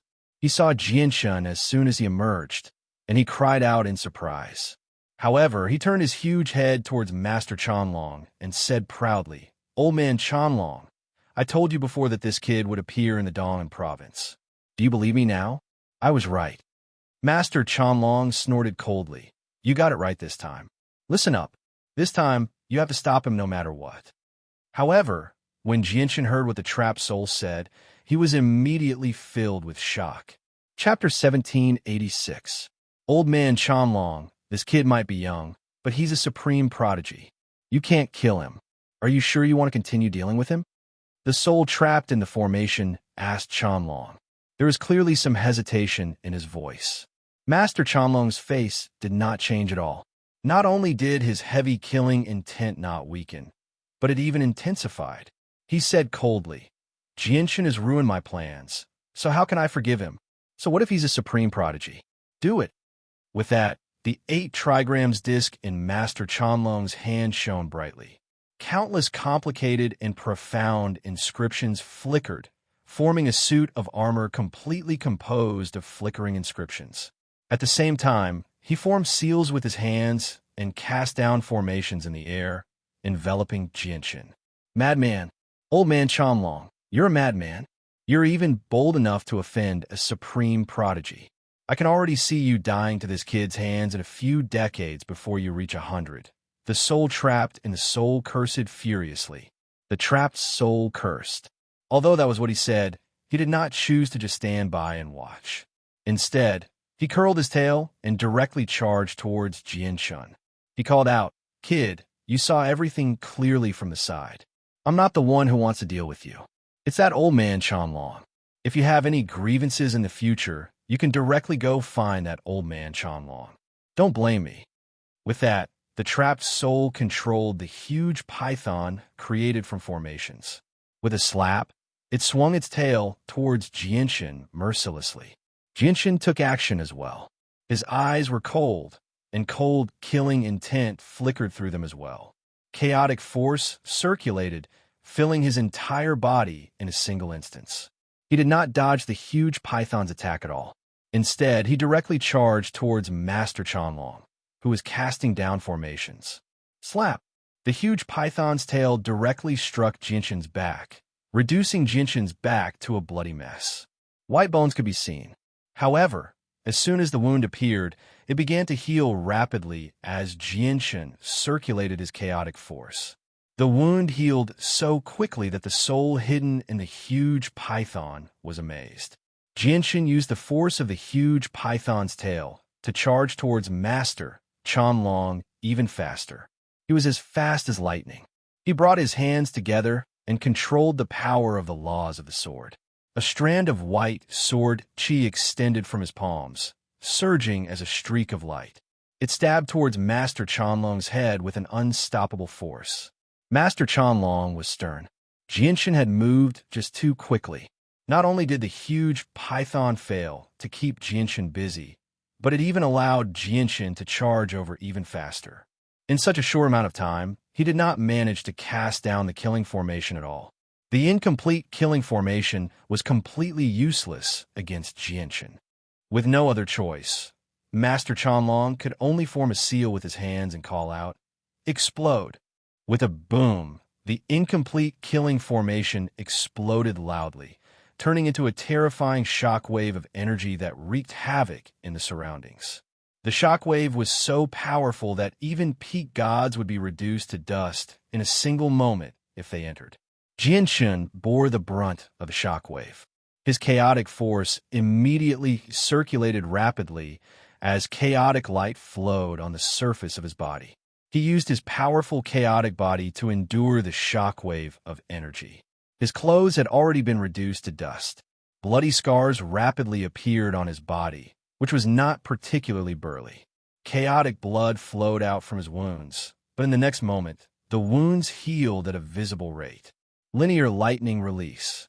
Jianshan suddenly formed a seal in the violent shockwave of energy. He immediately turned into a bolt of lightning as he was pushed back by the shockwave. He seemed to have become a huge sword as he charged towards Master Chanlong with unbelievable speed. Bang! With a heavy sound, Jianshan used the linear lightning release to stab Master Chanlong as a sword. The armor condensed from the inscriptions on Master Chanlong's disc immediately dimmed as the terrifying force knocked him far away. Although Master Chanlong was a late overgod, he was skilled in formations. Open battles were his weakness. Now that he faced Jianshun, he struggled to use his way of formations, so he immediately lost the upper hand. Heavy killing intent flickered through Jianshun's eyes. Just when he was about to follow up with another attack, the huge python attacked from behind as well. It opened its huge mouth and bit towards Jianshun. With a single movement, Jianshun left behind a blur and appeared at the python's weak point in a single instance. He formed a seal and used the Daluo sword. Immediately, a golden strand of sword qi hovered above his head. Jianshun extended his right hand and directly grabbed the hilt of the Daluo sword. He stabbed down viciously at the python's weak point. However, when the Daluo sword struck the python's weak point, the golden sword qi shattered inch by inch. It failed to harm the python at all. The toughness of the place was unimaginable. "Brat, why did you purposefully attack where my defenses are the strongest?" The soul's complacent voice rang out from within the huge python. On the other side, Master Chanlong was already several dozen kilometers away. He had become a tiny, black speck. He hovered in the air as blood dripped from the corner of his lips. His hands had already turned into blurs as he formed seals as quickly as he could. He began to cast down formations. At the same time, he tossed out formation banners one by one. Jianshun knew that once Master Chanlong finished casting down the formations, he would be forced into an extremely passive situation. He glanced at the python coldly and stopped tangling with it. Instead, he charged towards Master Chanlong quickly. At the same time, strands of sword qi shot out with lightning speed, shooting towards Master Chanlong as streaks of light. "You're not allowed to run. That old man Chanlong wants me to keep you busy. Brat, if you want to blame someone, blame that old man Chanlong." The huge python swept its tail and stopped Jianshun. Jianshun's face sank. The huge python before him was extremely tough. With his current strength, it really would not be easy to injure it. Suddenly, two strands of profound sword qi appeared above Jianshun's head. Even though the profound sword qi was only the size of a finger, the sword qi it gave off was so powerful that even late overgods would fear it. "Why is it this move again? Brat, don't shoot, don't shoot. Don't shoot at me. If you want to shoot, shoot at that old man Chanlong." The trapped soul immediately shivered in fear when it saw the profound sword qi. It quickly retreated, clearly very afraid of the profound sword qi. Chapter 1787. With the toughness of this python's body, unless I shoot out both strands of profound sword qi at the same time, it'll be very difficult for me to deal any serious damage to it. This trapped soul seems to be very afraid of the profound sword qi. Jianshun's heart immediately jumped when he saw the reaction of the trapped soul. It was the same last time. It was indeed very difficult for him to injure his opponent in an open battle, but he became extremely afraid as soon as the profound sword qi appeared. Even though he knew that it would be very difficult for him to injure him with just a single strand of profound sword qi, he was still so afraid. "If you try to stop me again, I won't hold back at all," Jianshun said coldly. Jianshun said coldly. His two strands of profound sword qi were extremely precious. If he could scare off the python, he would obviously not waste a strand of profound sword qi. "I won't stop you. I won't stop you." The trapped soul controlled the huge python to retreat far away. It looked at Jianshun in fear. At a closer glance, it was quite obvious that the fear was not towards Jianshun. Instead, it was towards the two strands of profound sword qi above Jianshun's head. Jianshun ignored the soul and charged towards Master Chanlong, who was casting down the formation. His gaze was cold as his presence surged. His killing intent surged as the two strands of profound sword qi above his head shot out at the same time. Swish! Swish! The two strands of profound sword qi whistled through the air as they shot towards Master Chanlong with unbelievable speed. Master Chanlong had already known about the power of the profound sword qi, so he immediately used his 8 trigrams disc to block it. At the same time, he completed his final seal at that moment. He bellowed out, and the formation suddenly activated, enveloping a range of 100 kilometers. Boom! At the same time, the profound sword chi flew over with unbelievable speed as well, colliding with Master Chanlong's 8 trigrams disc. The flickering inscriptions on the 8 trigrams disc dimmed. The disc suffered a powerful impact and immediately struck Master Chanlong, shattering the armor condensed from the inscriptions on the disc. Master Chanlong paled, but before he could catch his breath, the second strand of profound sword chi struck the 8 trigrams disc viciously. After being struck twice by the profound sword chi, the inscriptions around the 8 trigrams disc shattered. The entire disc dimmed, losing all its color. Under the powerful impact, it collided with Master Chanlong again.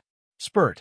Master Chanlong vomited blood as he was blown away like a broken kite. Although he was powerful, his body was nowhere near as tough as Jinshan's. After being struck twice by the 8 trigrams disc, especially after the second strike, he was heavily injured like never before. Not only did the terrifying, rebounding force shatter his internal organs, even the bones in his body were shattered. Blood seeped out from his pores, turning him into a bloody man. Master Chanlong directly fell from the sky and smashed into the ground heavily, creating a deep pit. He lay on the ground as he gasped for breath. He no longer had the strength to stand up. If it were not for the fact that his cultivation still existed and protected his body, he probably would have been reduced to a pool of blood by the 8 trigrams disc. This was because this was no ordinary attack. It was a god-tier sword technique, profound sword chi. Moreover, it was a peak god-tier sword technique. Even with Jinshan's current strength, he was still unable to unleash the true power of the profound sword chi. However, it was more than enough to deal with overgods. Moreover, he had shot out 2 strands of profound sword chi at the same time. At this moment, Jinshan had already arrived in the formation space. It was a fire-red world, and the air was terrifyingly hot. Even the air was burning there. Below his feet were endless volcanoes and pools of magma. The flames from the volcanoes were no ordinary flames either. Instead, they were flames condensed from the laws of fire. They had already reached the level of overgods. Even the pools of magma possessed extremely powerful laws of fire. Even if gods fell in, they would be reduced to ashes. Jinshan became extremely stern. Master Chanlong was not skilled in open battles, but he possessed extraordinary mastery over formations. He was also known as a formation master. As a result, he feared Master Chanlong's formations very much. He basically did not give Master Chanlong any time to cast them down. Unfortunately, he still failed to stop Master Chanlong in the end, allowing Master Chanlong to cast down the formation successfully. At this moment, the space there began to tremble gently. As a matter of fact, the space there even began to ripple. The terrifying heat in the surroundings began to rise at an unbelievable rate. The temperature was so great that even deities would be reduced to ashes in an environment like this. The endless volcanoes below, Jinshan shot huge pillars of fire into the sky at the same time. From afar, it seemed like fire dragons had risen from the ground. It was a majestic sight, and it also seemed like pillars that supported the world. It was extremely shocking. With the appearance of the pillars of fire, Jinshan's face changed drastically. Without any hesitation, he ingested his last remaining soul recovery pill and charged toward the pillars of fire. At this moment, he felt a sense of danger. It was a sense of danger that he had never felt before ever since he came to the Saint's world. It had even surpassed the desperate situation he had faced in the divine King Duanmu's dwelling. The appearance of the danger made Jinshan go crazy. He roared out furiously and unleashed all his potential, attacking the pillars of fire as hard as he could. He could already tell that the pillars of fire connected the world and were about to turn into a formation again. The formation was so powerful that he felt life-threatening danger. Master, destroy the pillars of fire. Once they turn into a formation again, it can even kill weaker divine kings. The sword spirit's voices rang out in Jinshan's head. They were filled with worry. Clearly, Jianshan was truly facing life-threatening danger this time. Ever since Jianshan had come to the Saint's world, the sword spirits that rarely appeared had been roused. Outside the formation space, Master Chanlong stared at the formation he had cast down in the air with his eyes wide open. He wanted to move his arms, but as soon as he tried to move them, he felt heart-wrenching pain. His forehead became covered in sweat. I need to personally direct the formation to complete the second transformation. Once it's complete, Jianshan will be dead for sure. Master Chanlong gritted his teeth as a crazed light appeared in his eyes. He endured the pain as he tried to move his arms as hard as he could. This was because the second transformation of the formation still required the corresponding hand seals to activate, and if one wanted to form the hand seals, they couldn't leave their fingers. However, at this moment, not to mention his two arms, even all the bones in his body had been shattered. He cannot move at all. Old Chanlong, are you fine? The trapped soul wagged its tail and arrived before Master Chanlong slowly. Looking at Master Chanlong's condition, it sighed gently before saying seriously, Old Chanlong, I thought you would only die to that kid in 100 years, but it looks like you're going to die today. You won't be able to kill that kid until you complete the second transformation of your formation. Cut the crap. Why don't you give me some healing pills? I need to recover my arms immediately and complete the second transformation, Master Chanlong said weakly. Chapter 1788. Although the healing pill Master Chanlong had ingested was nowhere near the grade of Tong Tian's 9 refined, life-giving pill, it was clearly of a high grade as well. As soon as the pill entered his stomach, it immediately turned into a powerful medicinal effect that spread through his body. It began to heal Master Chanlong's wounds. However, Master Chanlong channeled all the effects into his arms. He wanted to recover his arms in the shortest amount of time possible, so that he could complete the second transformation of the formation and kill Jianshan. Quick, quick, quick! This recovery is far too slow. Master Chanlong panicked inside. He had already experienced Jianshan's strength. In particular, Jianshan's terrifying rate of recovery shocked him. If he could not complete the second transformation of the formation that he had cast down after so much difficulty, he would not be able to kill Jianshan at all. Quick, feed me all the healing pills. Master Chanlong still found the rate of recovery to be too slow, so he said to the trapped soul. Jianshan attacked a pillar of fire that seemed to support the entire world as hard as he could in the fire-red formation world. It produced deafening booms. He constantly used the Daluo sword chi and the Tai sword technique. He even used his own fist to attack. At this moment, Jianshan's attacks could be described as a storm. They were extremely violent. Even mid-over-gods would not be able to endure his frenzied attacks. However, when his ferocious attack landed on the pillar of fire, he couldn't destroy it at all. Jianshan calmed down and stopped. He had never been so stern before. He glanced past the countless pillars of fire in the space and said sternly, Every single pillar here is connected to the entire formation. They fuse together. If I attack this pillar, it's equivalent to attacking all the pillars here, or even the entire formation. My power has been completely split up. I can only get through this formation if my attacks surpass the limits of what the formation can endure. This formation is extremely powerful. Even if I shoot out 2 strands of profound sword chi at the same time, I probably won't be able to destroy it. It looks like I can only choose the second method now, which is to consume the energy of the formation as quickly as possible. Once it runs out of energy, the formation will naturally collapse by itself. Jianshan sat down. As the effects of the soul recovery pill took effect, the power of his soul rapidly recovered. A few seconds later, Jianshan suddenly snapped open his eyes. A strand of profound sword chi had appeared above his head. He directly shot it out without any hesitation, striking the pillar of fire before him. Boom! A deafening boom reverberated through the formation space. The entire space trembled slightly after being struck by the profound sword chi.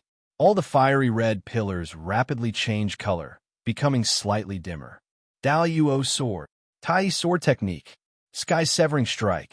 After shooting out the profound sword chi, Jianshan immediately used various sword techniques.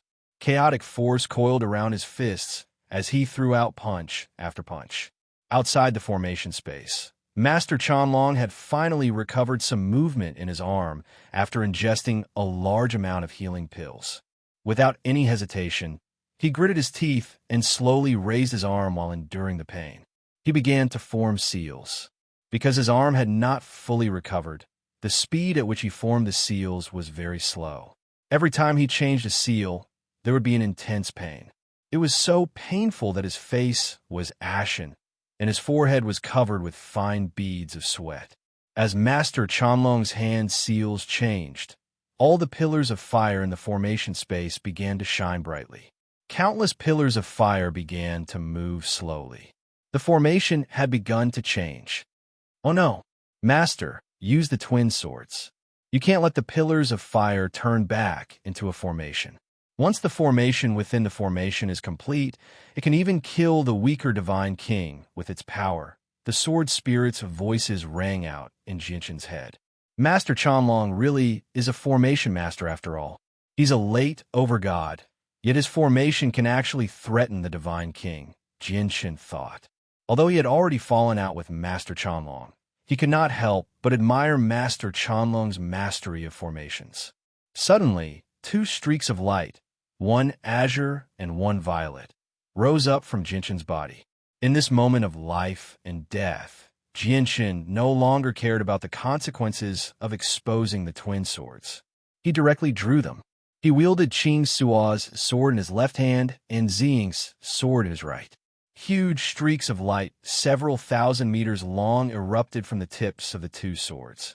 As the swords danced in Jinshin's hands, the huge streaks of light slashed toward the pillars of fire with surging power. Although the twin swords were of the same grade as the flying snow swords, they were nowhere near as powerful as the flying snow swords. This was because the twin swords contained the sword spirits of Ziying and Qing Suo.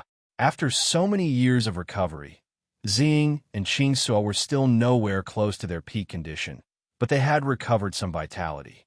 In particular, after coming to the Saints' world, their rate of recovery had become 10 or even 100 times faster than on the Tianyuan continent. As a result, Ziying and Qing Suo possessed some of the might of sword spirits now. Ziying's sword suddenly erupted with a scorching presence. A terrifying power was brewing. Qing Suo's sword radiated with endless coldness, freezing everything within 1,000 kilometers. It was bone-chilling. It was also extremely terrifying. The sword spirits had already used their origin energy, which was the force of extreme yang and force of extreme yin. The force of extreme yang and force of extreme yin were split from yin and yang, which is why they were also known as supreme yin force and supreme yang force. They were so powerful that they ranked towards the top of the 3,000 ways. They were no weaker than the laws of the sword, destruction, slaughter, and so on. They were even slightly more powerful than the laws of the sword, destruction, slaughter, and so on, which were known to be the laws with the greatest offensive power. This was because if the force of extreme yin and extreme yang fused, it would directly transform into chaotic force. This was the most terrifying power in the world. However, Ziying and Qing Suo were nowhere near fully recovered right now. As a result, their force of extreme yin and extreme yang did not possess the might they possessed when they were at their peak. In the outside world, Master Chanlong changed his hand seals painfully and painfully. Excitement had already appeared in his eyes. He was about to complete the second transformation of his formation. Only the last seal is left. Master Chanlong smiled victoriously. His heart that had always been in his throat finally settled down at that moment. Boom! At this moment, a deafening boom rang out in the surroundings. Azure and violet sword chi surged into the sky, dyeing the surroundings violet and azure. However, the violet and azure lights only appeared for a split second before vanishing completely.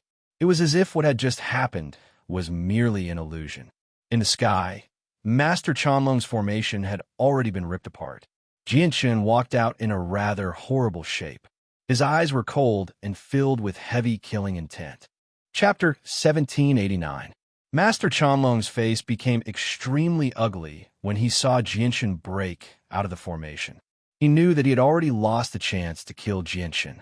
Moreover, with his current condition, he had even lost the ability to move, let alone battle.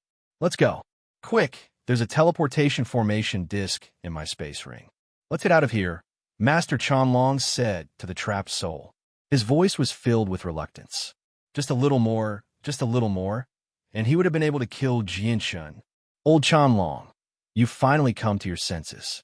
Although it'll be very difficult for you to live past 100 years in the future, it's still better to live a few more years than dying here. The trapped soul said to Master Chanlong extremely seriously. With such a stern tone, it was impossible to believe that he was not joking at all. It was also at this moment that Master Chanlong and the trapped soul were enveloped by a bright white light. They immediately vanished, having fled through a teleportation formation disc. Boom! As soon as they were teleported away, a golden sword chi struck the pit where Master Chanlong had been lying in mercilessly. With a boom, the pit was immediately filled with dust.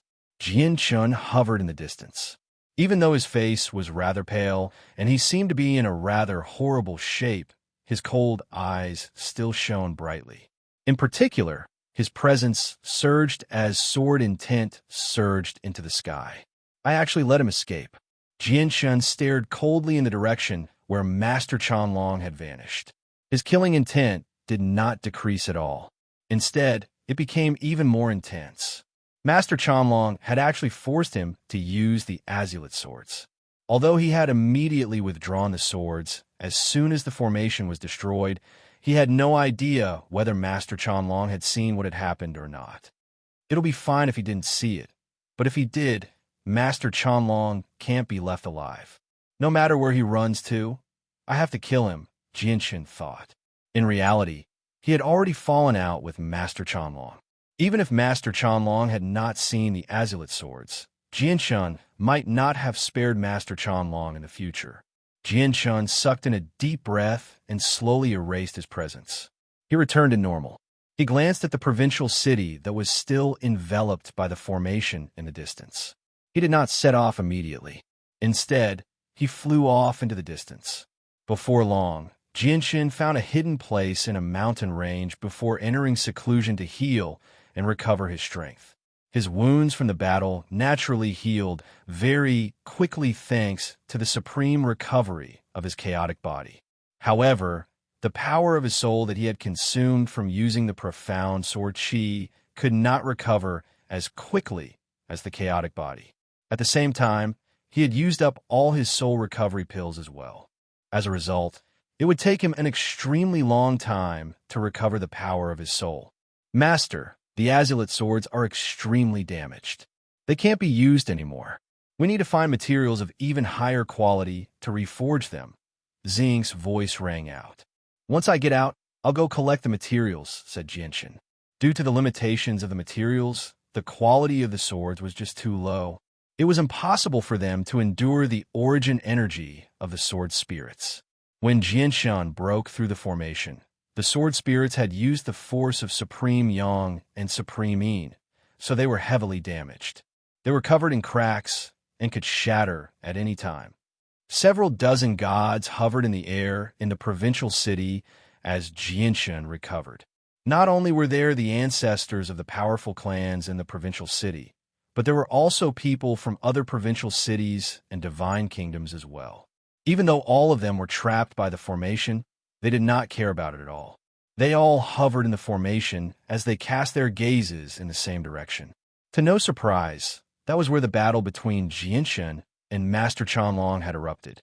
The formation restricted the senses of their souls, preventing them from spreading out. However, they could clearly sense the powerful and terrifying ripples of energy that had erupted in the distance. The ripples of energy were so powerful that even they, who were 1,000,000 kilometers away, felt their hearts skip a beat. Two overgods are fighting to the death. From the disturbance, they're most likely mid-overgods. Looks like the grievances between the two overgods run deep. They've already erupted into a battle of life and death. I just don't understand why they would cast down such a powerful trapping formation to trap our provincial city. The trapping formation was cast down silently. None of us sensed it at all.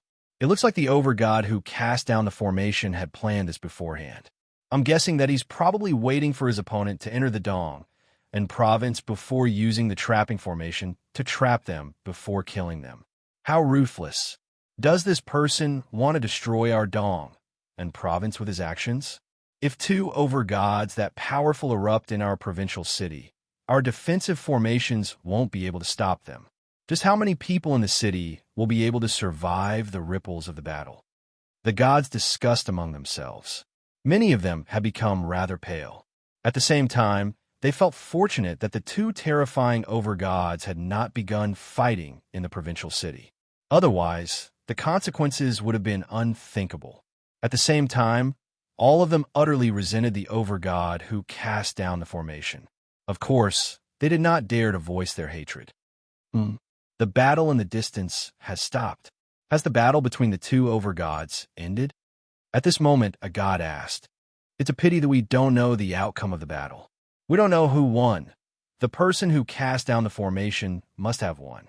As soon as the formation was activated, I heard someone say, "You really have come to the Dong and province. Where do you think you're going? Stay here."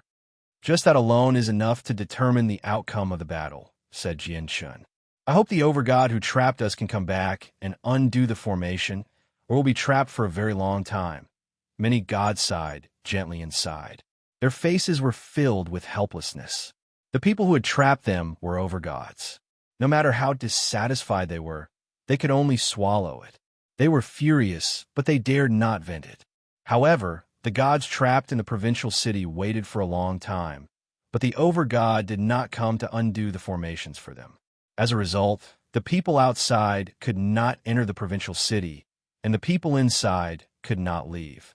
Chapter 1790. The old man seemed extremely ordinary. There was nothing special about him at all. He seemed just like an ordinary person as he stared at the trapped provincial city below emotionlessly. His indifferent eyes sharpened at that moment. This Chanlong sure is bold. He actually dares to openly trap a provincial city of our divine kingdom of Pingtian. Does he really think our divine kingdom of Pingtian is his backyard, where he can do whatever he wants and do whatever he wants? As he spoke, the old man stretched out his hand and gently pressed down on the huge array below. With that, the space there seemed to cave in. The formation that Master Chanlong had cast down around the entire provincial city was as fragile as tofu. It directly shattered, unable to endure the old man's casual palm strike at all. It's the Grand Imperial Protector. Greetings to the Grand Imperial Protector. When the powerful clans in the provincial city discovered the old man, they all became excited. Without any hesitation, they immediately bowed deeply towards the old man. Their faces were filled with respect. The Grand Imperial Protector possessed an extremely great status in the divine kingdom of Pingtian. His status could even be described as supreme. This was because the Grand Imperial Protector was also a divine king. Aside from the divine king, there was only one other divine king in the divine kingdom of Pingtian who was a divine king. The white-bearded old man waved his hand. He did not mind the god's respect at all. He said coldly, Chanlong has openly trapped the Dong and province, one of the 36 provinces of our divine kingdom of Pingtian. His actions are provoking our divine kingdom of Pingtian. From today onwards, Chanlong is forbidden from taking a single step into the territory of our divine kingdom of Pingtian. Otherwise, old man will personally kill him. What? The overgod who's trapped our Dong and province is actually Master Chanlong. All the gods in the Dong and province were surprised when they heard Chanlong's name. Master Chanlong was a renowned formation grandmaster. His mastery of formations was extremely great, and he was a late god. In the surrounding divine kingdoms, the white-bearded old man disappeared without a trace. With a single movement, the white-bearded old man vanished silently. When he reappeared, he had arrived where the two of them were fighting. The ground there had already been destroyed by Jianshun and Master Chanlong's battle. The ground had sunk as web-like cracks appeared. The chaotic origin energy in the surroundings had yet to settle down. There are remnants of the laws of the sword. Apart from Ling Ho Gong of our divine kingdom of Pingtian, there's only Jianshan who has reached over God with the laws of the sword. The old man with white hair was the white-bearded old man as he hovered in the air as he studied. The white-bearded old man looked around.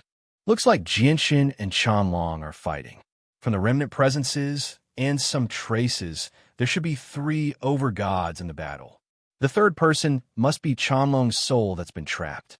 The white-bearded old man suddenly closed his eyes. He used his cultivation as a divine king to carefully sense all the traces there. When he opened his eyes, he looked in a certain direction. To no surprise, it was in the direction where Jianshan had left. There are strands of Jianshan's presence here. It looks like he left from here. There's a large amount of blood in the pit, and the presence of the blood matches Chanlong's very well. However, the space here is slightly chaotic, which is caused by the teleportation formation disk. Chanlong's presence stops here as well. It looks like Chanlong has lost their battle. When the white-bearded old man reached there, he could not help but gasp even with his mental fortitude. He found it rather unbelievable. This was because according to the information he possessed, Jianshan had only reached the level of over-gods with the laws of the sword. His personal cultivation was pitifully weak. Although he possessed a powerful trump card, late over-gods would not be able to threaten them as long as they were slightly more careful. However, in his battle against Master Chanlong had actually lost even with the assistance of the soul. This was rather unbelievable. It looks like this Jianshan is anything but simple. I need to go back and discuss this with Pingtian immediately. The white-bearded old man murmured to himself before suddenly vanishing. Of course, he had not truly vanished. He had just flown far too quickly, to the point where he was undetectable with the naked eye. As a result, it seemed like he had suddenly vanished. In the blink of an eye, 3 days had passed since Jianshan and Master Chanlong's battle. 3 days later, the power of Jianshan's soul had finally recovered. I've benefited greatly from this battle as well. My laws of the sword have actually increased slightly. I feel like my laws of the sword have reached the peak of the minor layer of sword spirit. I'm only a step away from partial achievement. Jianshan murmured to himself. After emerging from seclusion, he changed his identity once again. He entered the provincial city of the Dong, and province with a low profile, as Yang Yutian. However, after experiencing Master Chanlong's ambush in the provincial city, Jianshan became even more cautious. His Majesty sure is bold. He's actually placed a bounty on Master Chanlong in the entire divine kingdom. He's even bold enough to place a bounty on a late over-god. Probably only someone like His Majesty, the Divine King, has the strength to do that. We don't even need to do anything to find Master Chanlong. We just need to spread the news as quickly as possible. I heard that once we find traces of Master Chanlong, the Grand Imperial Protector will personally take action to kill Master Chanlong. Master Chanlong is powerful, but he's still powerless before the Grand Imperial Protector. Master Chanlong is in trouble now. However, as long as he doesn't enter the territory of our divine kingdom of Pingtian, he'll be fine. As soon as they approached the city gates, Jianshan's attention was drawn over by the heated discussion. He went over and discovered that the divine king of the divine kingdom of Pingtian had personally placed a bounty on Master Chanlong. Instead of calling it a bounty, it's better to call it a deterrence. It's a deterrence to the foreign overgods. The opening of the divine King Duanmu's dwelling has attracted the participation of many overgods from the surrounding divine kingdoms. Due to the fact that there are just too many organizations involved, even the divine king of the divine kingdom of Pingtian is powerless to stop them. As a result, he can only let the matter develop. Now that the matter of the divine king Duanmu's dwelling has ended, the divine king of the divine kingdom of Pingtian has begun to display his true might. He's using the matter of Master Chanlong to deter the foreign overgods. You can come to our divine kingdom of Pingtian, but you can't cause trouble in the divine kingdom, or the God King Grand Imperial Protector will personally take action and kill you. Jianshun understood the Divine King's intentions very soon, and he smiled faintly. What he feared the most right now was being surrounded and attacked by several overgods. However, now that the Divine King had interfered, the overgods of the other divine kingdoms would definitely become fearful and hold back. After all, the overgods were not like Master Chanlong, who hated Jianshun so much. Even if they really wanted to touch Jianshun, they would have to consider whether they could kill Jianshun before the Divine King of the Divine Kingdom of Pingtian arrived. Chapter 1791. In the provincial city, Jianshun spent some divine crystals to rent an independent courtyard in a high-class inn as a temporary residence. At this moment, Jianshun sat in the air in a luxurious set of white robes. His clothes were neat and tidy as he sat in the air. His long, black hair was unadorned. It draped down his back very casually, reaching his waist. Before Jianshun, all the elders of the Mo clan and the Ando clan, as well as the gods Mo Ling and Ando Fu, were present. They all sat down like Jianshun. However, they did not sit in the air. Instead, they sat on the ground. However, all the people from the Mo clan and the Ando clan no longer looked at Jianshun casually like before. Their gazes were filled with respect. Even though Jianshun's attitude towards the people of the Mo clan did not change at all after he revealed his strength as an overgod, the elders, the patriarch, and even Mo Ling all pulled away from Jianshun unknowingly. This was because in their eyes, Jianshun had already reached a completely different level from them. The great difference in strength also caused their statuses to change silently. As a result, it was very difficult for the people of the Mo clan to treat Jianshun as casually as before. I'm finally out. I'm finally out. It's been so suffocating. Jianshun, you've locked me up for so long that I thought you had forgotten about me. Mo Yan's voice rang out. She was currently studying the independent courtyard in great interest. Her voice was filled with joy. The only person who had not changed among them was Mo Yan, who had not completely accepted the concept of strength as the ruler. Her attitude towards Jianshun was still the same as when she had first saved Jianshun. Jianshun, is this really the provincial city of the Dong'an province? This is the first time I've come to the provincial city. I really want to go out and see what it's like. Mo Yan raised her head and stared at the sky. Her eyes were filled with yearning. Jianshun chuckled when he heard that. He said, the provincial city has probably been rather chaotic recently. In a few days, Miss Mo Yan is free to wander around however you want. The patriarch felt proud when he sensed Jianshun's attitude towards Mo Yan. Although he could tell with a single glance that Jianshun did not have any romantic feelings for Mo Yan, he understood that Jianshun had already begun to treat his daughter as a sister, which made him feel extremely excited.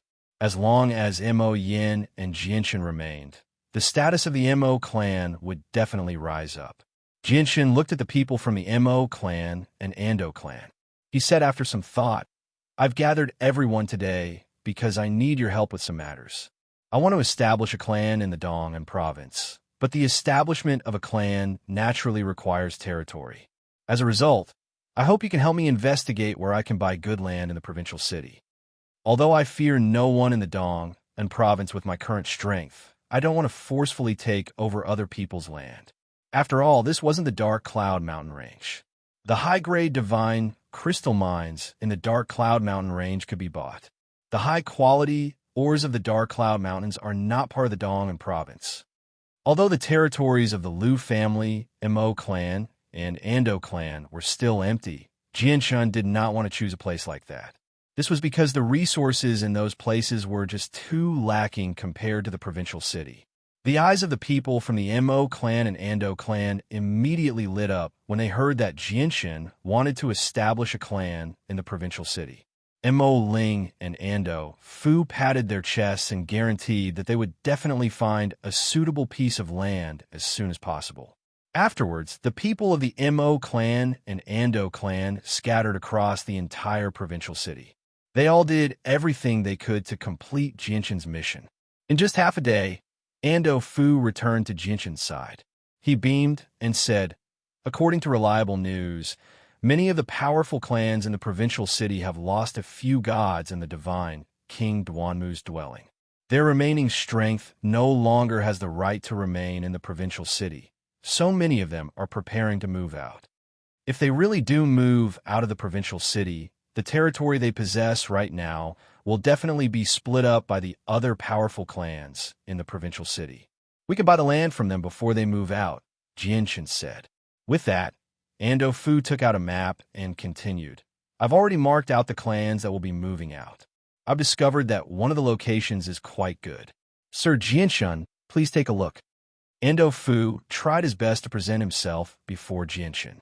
He knew that once Jianshan established a clan, he would definitely need a large number of people to fill up the middle of the clan. His Ando clan just happened to have quite a lot of people. Once the Ando clan assisted Jianshan in establishing his clan, the people of the Ando clan would be equivalent to founding members of the empire. They would possess extremely great contributions, so their status would naturally be extraordinary.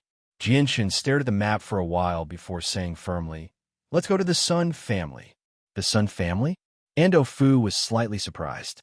Although the Sun family was a medium-sized clan in the provincial city, and their territory was extremely large, it was located in just too remote a location. Even though he was rather confused as to why Jianshan would choose such a remote place for the clan's territory, Ando Fu did not dare to ask too much. He followed closely behind Jianshan. Many guards and servants moved about the huge estate of the Sun family in the provincial city. All of them busied themselves, packing up their belongings and preparing to move out. However, a majestic hall in the Sun family was currently filled with people.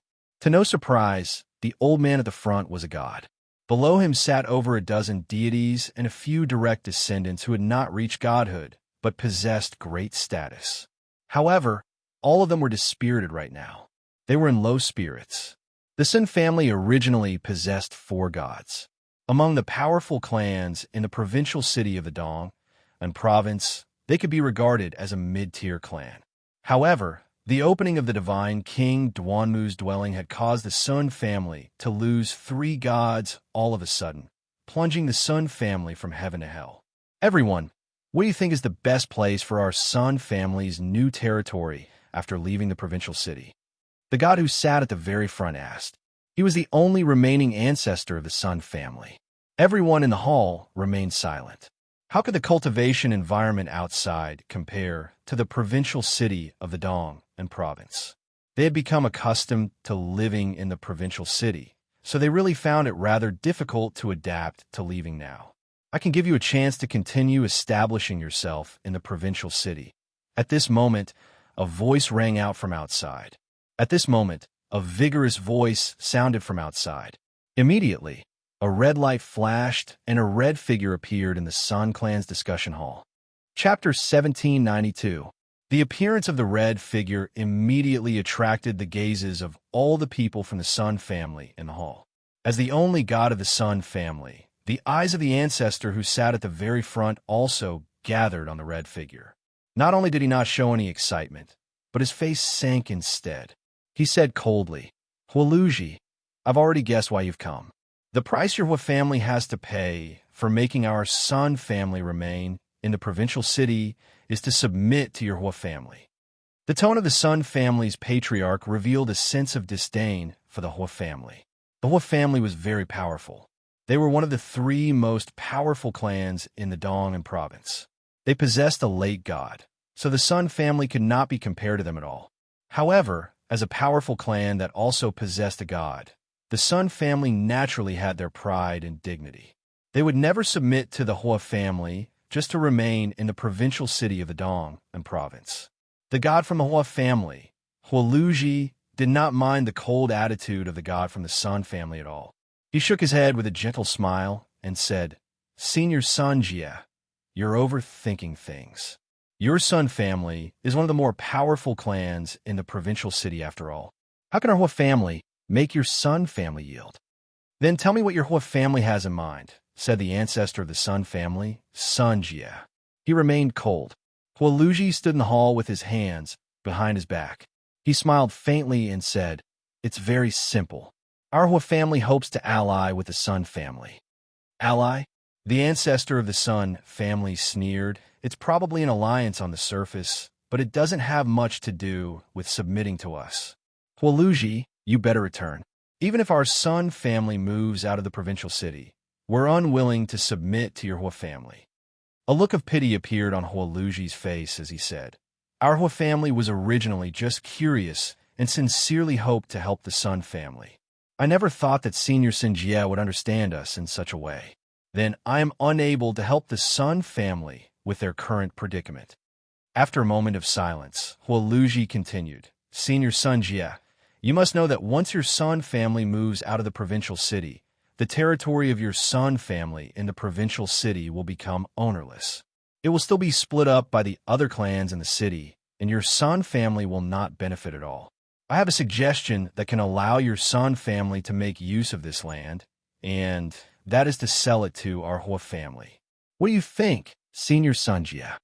Sinjie's eyes flashed when he heard this. He said, Then may I know what price your Hua family is willing to pay for this land? Sinjie also understood that Huoluji was right.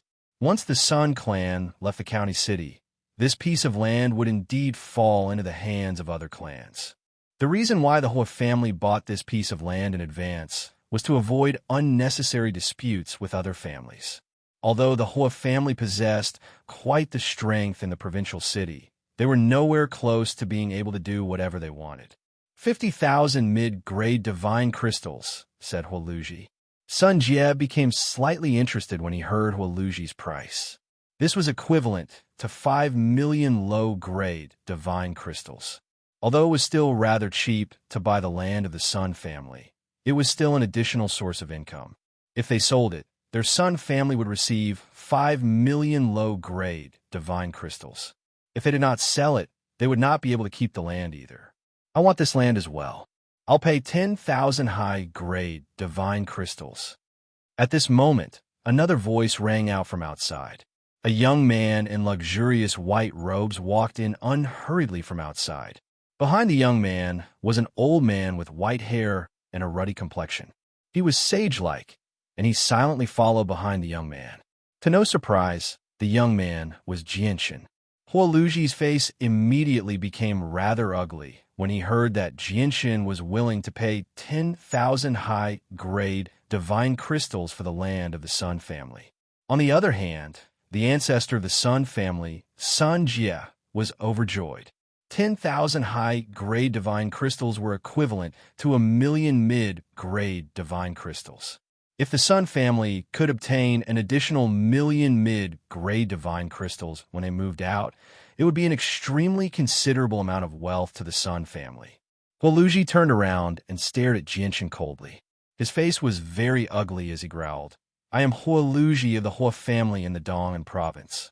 May I ask which clan you belong to? I've come to the Dong province to buy this piece of land because I plan on founding a clan. I believe you'll learn which clan I belong to before long, Jianshan said calmly. Our Hua family has taken an interest in this piece of land. Do you plan on competing with our Hua family for this piece of land? Huoluji growled. Jianshan smiled faintly. What a coincidence. I've taken an interest in this piece of land as well. Since both our clans have taken an interest in this piece of land, it's unavoidable for us to compete. The land will belong to whoever wins. I've already offered 10,000 high-grade divine crystals. May I ask if you would like to continue offering a higher price? Huoluji ignored Jianshan. He looked at Sinjie and took out a space ring he had prepared beforehand. He said, Senior of the Sun family, here are 50,000 mid-grade divine crystals. If Senior Sinjie has no objections, we can reach an agreement right now and complete the transaction. This fellow has already offered 10,000 high-grade divine crystals.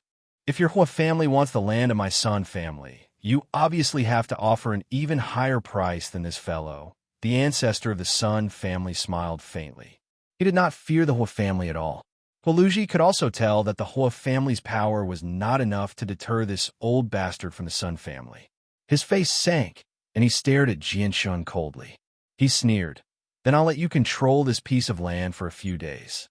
However, I do have to remind you out of kindness that the provincial city hasn't been peaceful recently.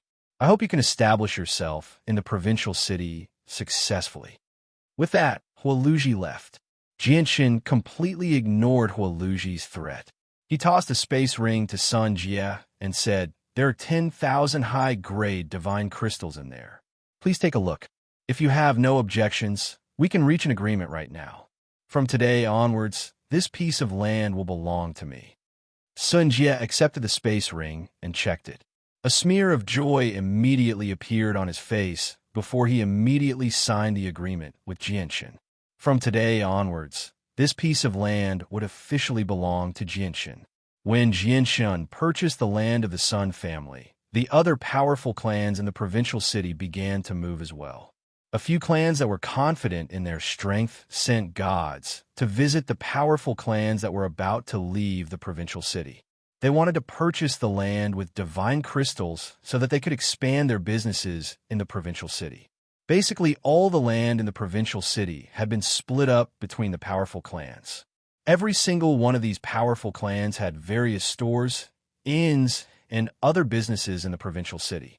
With the excellent cultivation environment and the flow of people in the provincial city, it was naturally enough to attract many cultivators to settle down.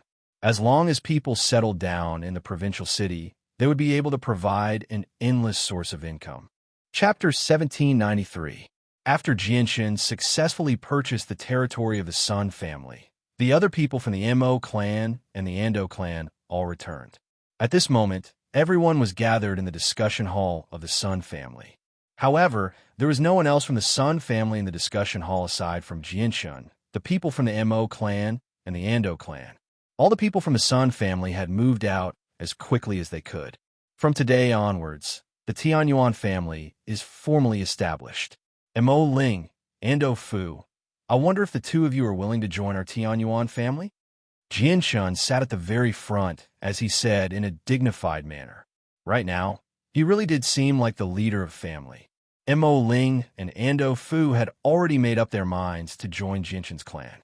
When they heard Jianxin's words, the two of them did not hesitate at all.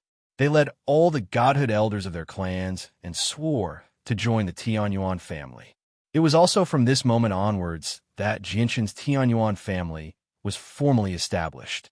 The first batch of members was a combination of the people from the Tianyuan continent, the Mo clan, and the Ando clan. Patriarch, in the divine kingdom of Pingtian, all clans and organizations that want to settle down in the 36 provincial cities need the approval of the ministers. The first condition for settling down in a provincial city is to have 3 gods. We've already met this condition, so all that's left is to submit a document to the royal city, said Mo Ling. He explained the various conditions that the divine kingdom of Pingtian had to abide by in detail to Jianxin. Every 100 or 1,000 years, you have to pay 30% of your income to the royal city. As long as other clans and organizations have the right to settle down in a provincial city but lack territory, the royal city will personally order the other clans and organizations in the provincial city to give up their territory after they submit a document to the royal city. The new clans and organizations can then purchase the territory. If there are less than 3 heavenly gods in a superior family in the county city, they must move out of the county city. If they don't comply, the other superior families in the county city must annihilate them. Even the imperial city's overseers will personally step in. Jianxin immediately frowned when he heard Mo Ling explain the rules of the divine kingdom of Pingtian. There really were a lot of rules in the divine kingdom of Pingtian, which he found very difficult to adapt to. What if I become an overgod? Jianxin asked. Overgods possess extremely great statuses in the divine kingdom of Pingtian. If they become overgods, they only need to pay 10% of their income, and the provincial city they reside in will be directly under the overgod's rule. The royal city won't interfere. Even if new clans want to settle down in the prefectural city in the future, there's no need for them to submit any documents to the royal capital. All they need is the agreement of the overgod clans. Ando Fu said. His eyes were filled with eagerness. Overgods were equivalent to the sky of a provincial city. They were supreme existences. Jianshun gently tapped the armrest of his chair as he sank into his thoughts. He said, "If that's the case, there's no need to submit the documents to the royal capital. And Mo Ling and Ofu, you two call back your clansmen first. Our Tianyuan family has just been established, so we need people. Make proper arrangements for the clan over the next few days. Once everything is done, send invitations to all the powerful clans in the Dong and province and formally hold the founding ceremony of our Tianyuan family." "What? There's no need to submit the documents to the royal capital?" Mo Ling and Ando Fu were stunned. Soon after, they became overjoyed. They became extremely excited. The next day, the plaque that represented the Tianyuan family was hung high above the entrance. However, although the Tianyuan family had been established, it was still unknown to the world. As a matter of fact, there were very few people who knew about the Tianyuan family in the entire Dong province. Some of the powerful clans in the province, including the Hua family that Jianshan had stolen territory from, naturally learned about the Tianyuan family as well. However, many powerful clans in the provincial city had moved out of the provincial city now, so the territory in the provincial city was being reshuffled. As a result, the clans with a certain amount of power in the provincial city were busy with occupying the empty land. For a moment, no one paid too much attention to the newly established Tianyuan family, including the Hua family.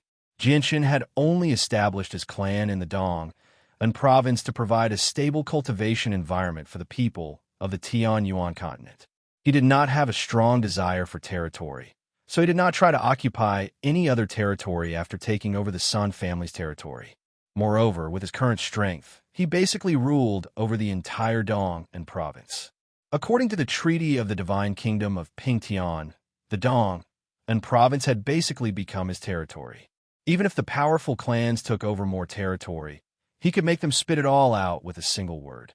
This was because any county city where an Overgod's clan existed would become the territory of that Overgod's clan. The royal capital would not interfere. Both Mo Ling and Ando Fu were using their unique methods to summon their clansmen who had been scattered outside. In just a few days, the people of the Mo clan and the Ando clan began to arrive in the provincial city in twos and threes. They gathered in the Tianyuan family. At the same time, the Tianyuan family officially announced to the provincial city that they had begun to recruit guards. The establishment of a clan could not rely on just these people. It also needed a large group of guards and servants to deal with the daily chores. These people had to be recruited from outside. Of course, Jianshan gave Mo Ling and Ando Fu full authority to deal with these matters. Although he was the one who had established the clan, he was unwilling to waste his time and energy on these miscellaneous matters. He had completely become a hands-off manager. While Mo Ling, Ando Fu, and so on were doing their best for the Tianyuan family, Jianshan arrived at the back courtyard that he had designated as Forbidden Grounds. Shangguamu Xiao Jin, Xiao Ling, the White Tiger, Houston, Ruijin, Hongyan Blackfish, Newbies, the seven-colored heaven-devouring beast, and the people from the world of Forsaken Saints had all appeared outside. Jianshan stood before them with a gentle smile. He took out a jade bottle from his space ring. As he opened the bottle, a heavy fragrance immediately permeated the surroundings.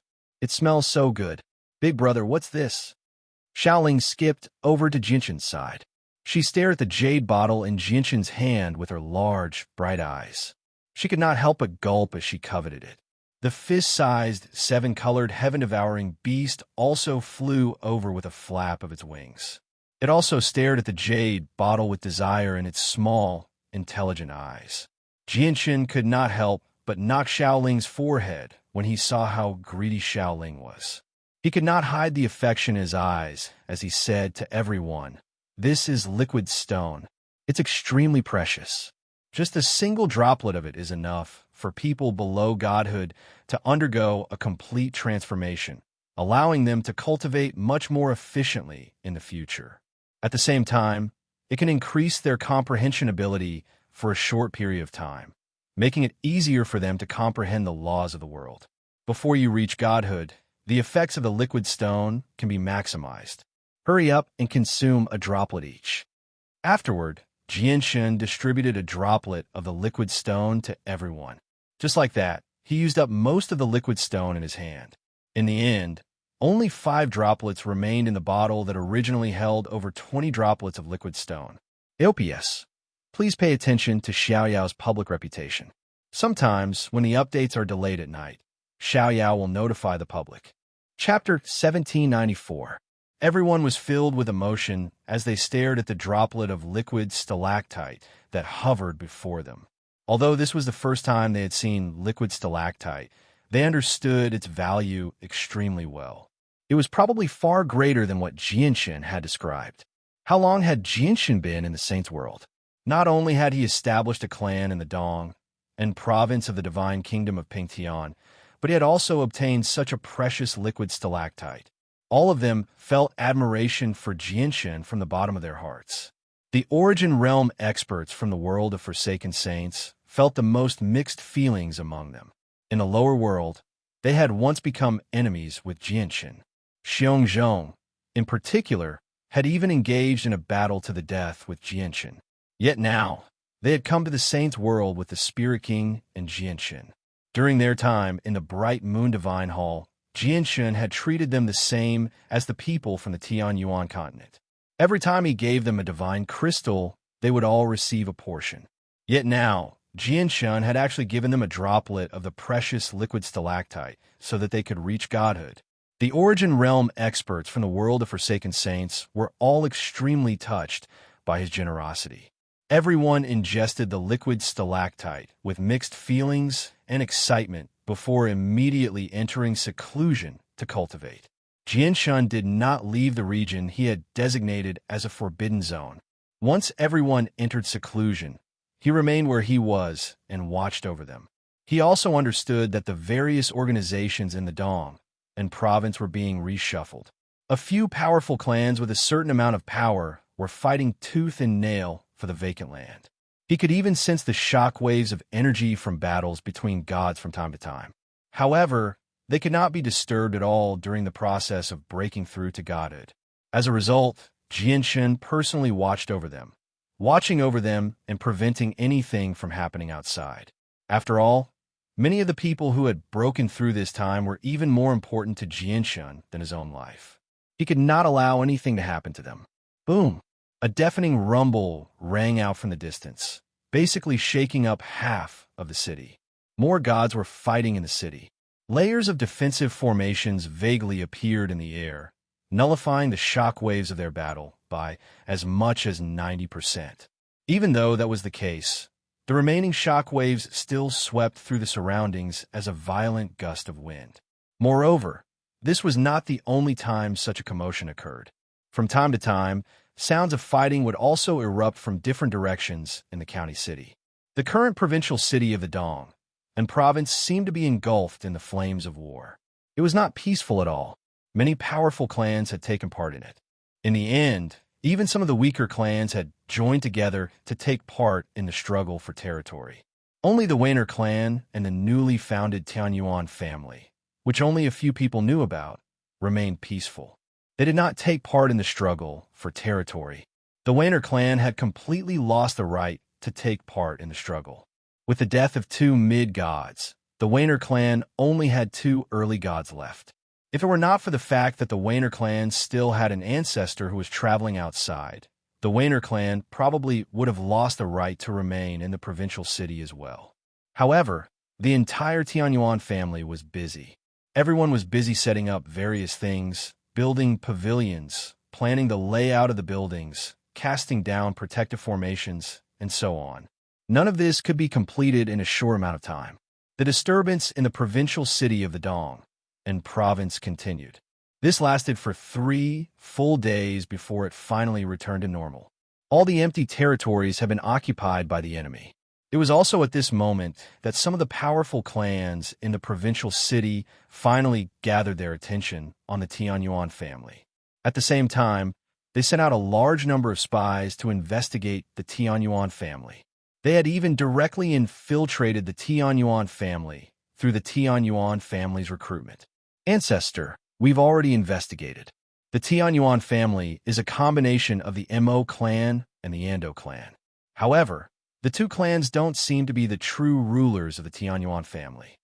A middle-aged man stood below politely in the discussion hall of the Hua family as he reported all the information he possessed regarding the Tianyuan family. A god of the Hua family sat at the front of the hall while all the deities of the Hua family gathered to the two sides below. Have you found out the origins of the founder of the Tianyuan clan? The god from the Hua family who sat in the surroundings asked. Ancestor, the patriarch of the Tianyuan family, is extremely mysterious. We haven't found any information about him at all. As a matter of fact, we haven't even seen him before. However, there's a forbidden ground within the Tianyuan family. A deity elder personally guards there, so we can't enter that place at all. The ancestor of the Hua family sank into his thoughts and said, It looks like the mysterious patriarch of the Tianyuan family is in that forbidden ground. Who cares where he is? Is our mighty Hua family supposed to be afraid of a Tianyuan family that has just been founded? And the territory of the Sun family originally belonged to our Hua family. I never thought that the Tianyuan family would take it away. Our Hua family will definitely regain our dignity. At this moment, Hua Luji walked in from outside and said with a sunken face, Luji, what do you plan on doing? The ancestor of the Hua family asked. Hua Luji was also an ancestor of the Hua family, so his status was similar to his. If I've guessed correctly, the patriarch of the Tianyuan family is that kid. I'd like to see just how long his Tianyuan family can remain in the provincial city since he dares to act so arrogantly before me. Hua, don't interfere with this matter. Leave it to me, Hua Luji said to the old man. Although all the powerful clans in the Dong and province knew Jinshin's identity when he took over the tungsten alloy mine, not all the gods had gathered in the discussion hall. This was because basically all the gods in the discussion hall were the strongest experts of various clans. As a result, although Hua Luji had heard that an overgod had taken over the tungsten alloy mine, he did not know who the overgod was. He had never seen his portrait either. Luji, since the Tianyuan family is bold enough to fight over territory with our Hua family, they must have some confidence. Don't act recklessly. Test them first, said Hua. Mo Ling and Ando Fu were currently arguing intensely over the Tianyuan family's formation in the Tianyuan family. Chapter 1795. Mo Ling chuckled and rubbed his bald head. He said, Right now, the entire provincial capital can be said to be the patriarch's territory. What's wrong with the patriarch setting up an energy-gathering formation in his territory? Moreover, our Tianyuan family has the patriarch support. We're an overgod clan, after all. If we're the same as the other clans in the provincial city, how are we supposed to show off our Tianyuan family status? Fair enough. Let's do it like that then. Since the patriarch has already given the two of us full authority to handle the mission, we need to do our best and complete the mission diligently. We can't disappoint the patriarch, said Ando Fu before immediately setting off with Mo Ling to make arrangements. At the same time, the Hua family began to move as well. Several deities led groups of guards out of the Hua family residence. They split into several dozen groups and scattered across the city. They surrounded a few inns and shops before smashing the signs of the inns and shops to pieces in an extremely barbaric manner. Afterwards, they replaced the signs that they had already prepared. These new signboards had the symbol of the Hua family beside them. Any shop with such a symbol meant that the shop belonged to the Hua family. However, the signs that had been smashed to pieces by the guards of the Hua family still had the unique symbol of the Tianyuan family. These shops originally belonged to the Sun family, but ever since the territory of the Sun family was purchased by the Tianyuan family, the shops that originally belonged to the Sun family naturally ended up in the hands of the Tianyuan family. These people all belong to the Hua family. The signs that the people of the Hua family have smashed seem to belong to the Tianyuan family that has just been established. The actions of the Hua family are clearly trying to forcefully take over the businesses of the Tianyuan family. What a pitiful Tianyuan family. They've just been established, and they haven't even opened for business yet. Yet the Hua family has forcefully taken over them. The strong prey on the weak. It's all because the Tianyuan family is just too weak. The Hua family just wants to bully the Tianyuan family. So what can the Tianyuan family do? The Tianyuan family has offended the Hua family as soon as they've moved into the provincial city. The Tianyuan family probably won't have any good days in the provincial city in the future. I originally wanted to become a guard of the Tianyuan family, but it looks like it's best if I stay away from the Tianyuan family. The news of the Hua family taking over the businesses of the Tianyuan clan spread through the provincial city very quickly. In a short while, everyone in the city learned about it, and it became the topic of discussion. However, the Hua family was not the only organization that forcefully took over the businesses of the Tianyuan clan. Soon after the Hua family began to move, the Dong family began to move as well. They began to take over the remaining businesses of the Tianyuan family. With the Hua family and the Dong family working together, they took over all the businesses of the Tianyuan continent very quickly. As a result, the Tianyuan family was only left with a single ancestral home that they were quickly setting up. The Hua family and the Dong family moving against the Tianyuan family at the same time immediately caused an uproar over the matter in the provincial city. However, without any exception, everyone felt sympathy for the Tianyuan family. The Tianyuan family's response was within everyone's expectations. They did not do anything at all, as if they had no idea that all the businesses of their clan in the provincial city had been taken over by someone else. There was an extremely large residence in the provincial city. A stone tower that was several hundred meters tall stood in the depths of the residence. At this moment, there were two old men seated at the top of the stone tower. From the presence they gave off, they had both reached the god level. The two of them were the two gods of the Nanyan clan, Nanyan Tong and Nanyan Haobai. Uncle Tong, why do I feel like you've become more and more cowardly recently? You're actually so cautious over a small clan that has just been established. Look at the Hua family and the Dong family. After taking over all the businesses of the Tianyuan family, the Tianyuan family doesn't even dare to fart. If you listen to me, our Nanyan clan can take over 20% of the Tianyuan family's territory at the very least. These territories bring in a lot of divine crystals for our Nanyan family every year. Even if the royal city orders us to hand it over in the future, the Tianyuan family will still need a large amount of divine crystals to buy it back, Nanyan Haobai said in confusion. Nanyan Tong shook his head gently. He looked in the direction of the Tianyuan family and said softly, Haobai, the Tianyuan family isn't as simple as they seem on the surface. If you look closely, you'll notice that after the Hua family and the Dong family took over all the businesses of the Tianyuan family, all the elders of the Tianyuan family, including the two early gods, are extremely calm. Perhaps they already expected something like this to happen, said Nanyan Haobai. Nanyan Tong shook his head again. His gaze deepened, and he said, If my guess is correct, the provincial city is about to change. Change? Nanyan Haobai was confused. Hua Luji currently hovered in the air in the Hua family. He stared in the direction of the Tianyuan family coldly and sneered. Tianyuan family, this is the consequence of offending our Hua family. I'd like to see how you establish yourselves in the provincial city in the future. Hua Luji's voice contained a sliver of disdain towards the Tianyuan family. At this moment, a huge formation suddenly appeared in the direction of the Tianyuan family. With the appearance of the formation, the origin energy in the provincial city immediately became chaotic. Afterwards, all the origin energy in the city rapidly gathered towards the Tianyuan family. The sudden change immediately attracted the attention of everyone in the city. When they looked in the direction of the origin energy, all of them became stunned. Disbelief filled their faces. Hua Luji's disdain towards the Tianyuan family suddenly froze at that moment.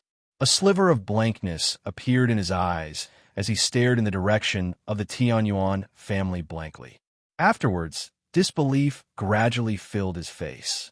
The Tianyuan family has actually cast down a large-scale energy-gathering formation, absorbing almost 40% of the origin energy in the provincial city. Just what are the Tianyuan family doing? They're actually so bold, Hua Luji murmured. He had become utterly stunned by the actions of the Tianyuan family. Casting down such a large energy-gathering formation had basically taken away 40% of the origin energy in the provincial city.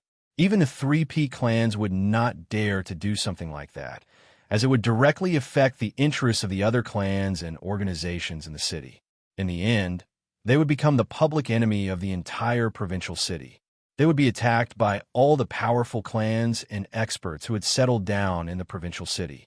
At the same time, the various streets and alleyways in the provincial city were thrown into an uproar. Is the Tianyuan family stupid? They've actually done something so stupid.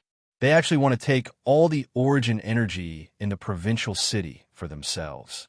How can all the powerful clans in the city accept this? The Tianyuan family is completely powerless against the bullying of the Hua family and the Dong family, yet they've offended all the clans in the city. Chapter 1796. In the Hua family, the red-robed Huoluji hovered in the air blankly for a while before a sneer gradually appeared on his face. He immediately flew towards the Tianyuan family, and the other god of the Hua family went with him. The Nanyuan family and the Dong family also sent gods towards the Tianyuan family aggressively. The people from the three peak clans of the provincial city had all moved out. The Tianyuan family was only a small clan that had just been founded, yet they were bold enough to openly cast down a large-scale energy-gathering formation and steal close to 40% of the origin energy in the provincial city. Their actions had already severely damaged the interests of the other powerful clans in the city. None of them could tolerate this.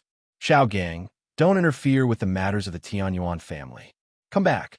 However, just as the god from the Nanyuan family flew out, an old voice rang out from the stone tower. Nanyuan Gang was stunned. He became slightly confused. He glanced in the direction of the Tianyuan family and did not disobey the voice's orders. Instead, he turned around and flew back to the stone tower. This was because the voice came from one of the three peak experts of the provincial city, as well as the greatest expert of the Nanyuan family, Nanyun Tong. Shao Gang, there's no need to ask. Just watch. You'll understand very soon.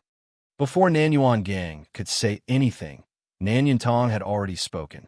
However, he stared in the direction of the Tianyuan family without blinking at all. The Tianyuan family had already been surrounded by over a dozen gods. The gods from the various clans hovered high in the air as they looked down on the Tianyuan family. All the elders of the Tianyuan family, including Mo Ling and Ando Fu, remained composed as they faced the encirclement of over a dozen gods. However, the faces of the other members of the clan, as well as some of the servants and guards that had been recruited, turned incomparably pale. They all felt as if they were facing the end of the world. Oh no, we're done for. Why is the ancestor of the Tianyuan family so muddle-headed? This is the provincial city, not the wilderness. How can he cast down such a large energy-gathering formation? Great, he's offended all the powerful clans in the provincial city in a single stroke. Sai, I just joined the Tianyuan family and became a guard of the Tianyuan family.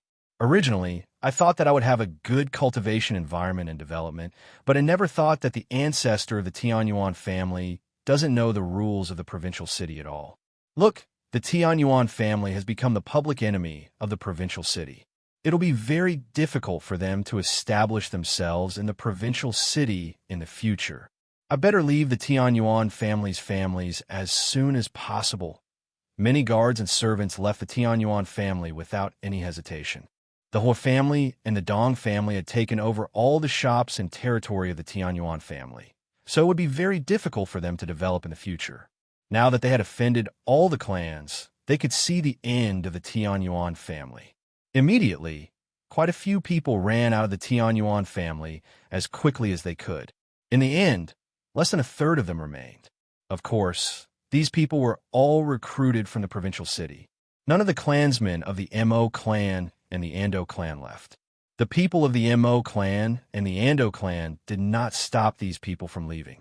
This was because the people who had been recruited were willing partners with the Tianyuan family. They worked for the clan, and the clan would provide them with a cultivation environment, cultivation methods, divine crystals, and other resources as compensation. Mo Ling and Ando Fu flew into the air as well. They remained composed when they faced over a dozen gods. They clasped their hands at everyone with a smile before Mo Ling said, "Although our Tianyuan family has been established for a few days now, the clan is still not completely set up. As a result, it's still too early for you to come and congratulate us on the establishment of the Tianyuan family. Please return. Once everything is set up, the Patriarch will personally send out invitations to you and formally announce the establishment of the Tianyuan family." The faces of the gods present darkened slightly when they heard Mo Ling's words. The Tianyuan family had basically taken away 40% of the origin energy in the provincial city.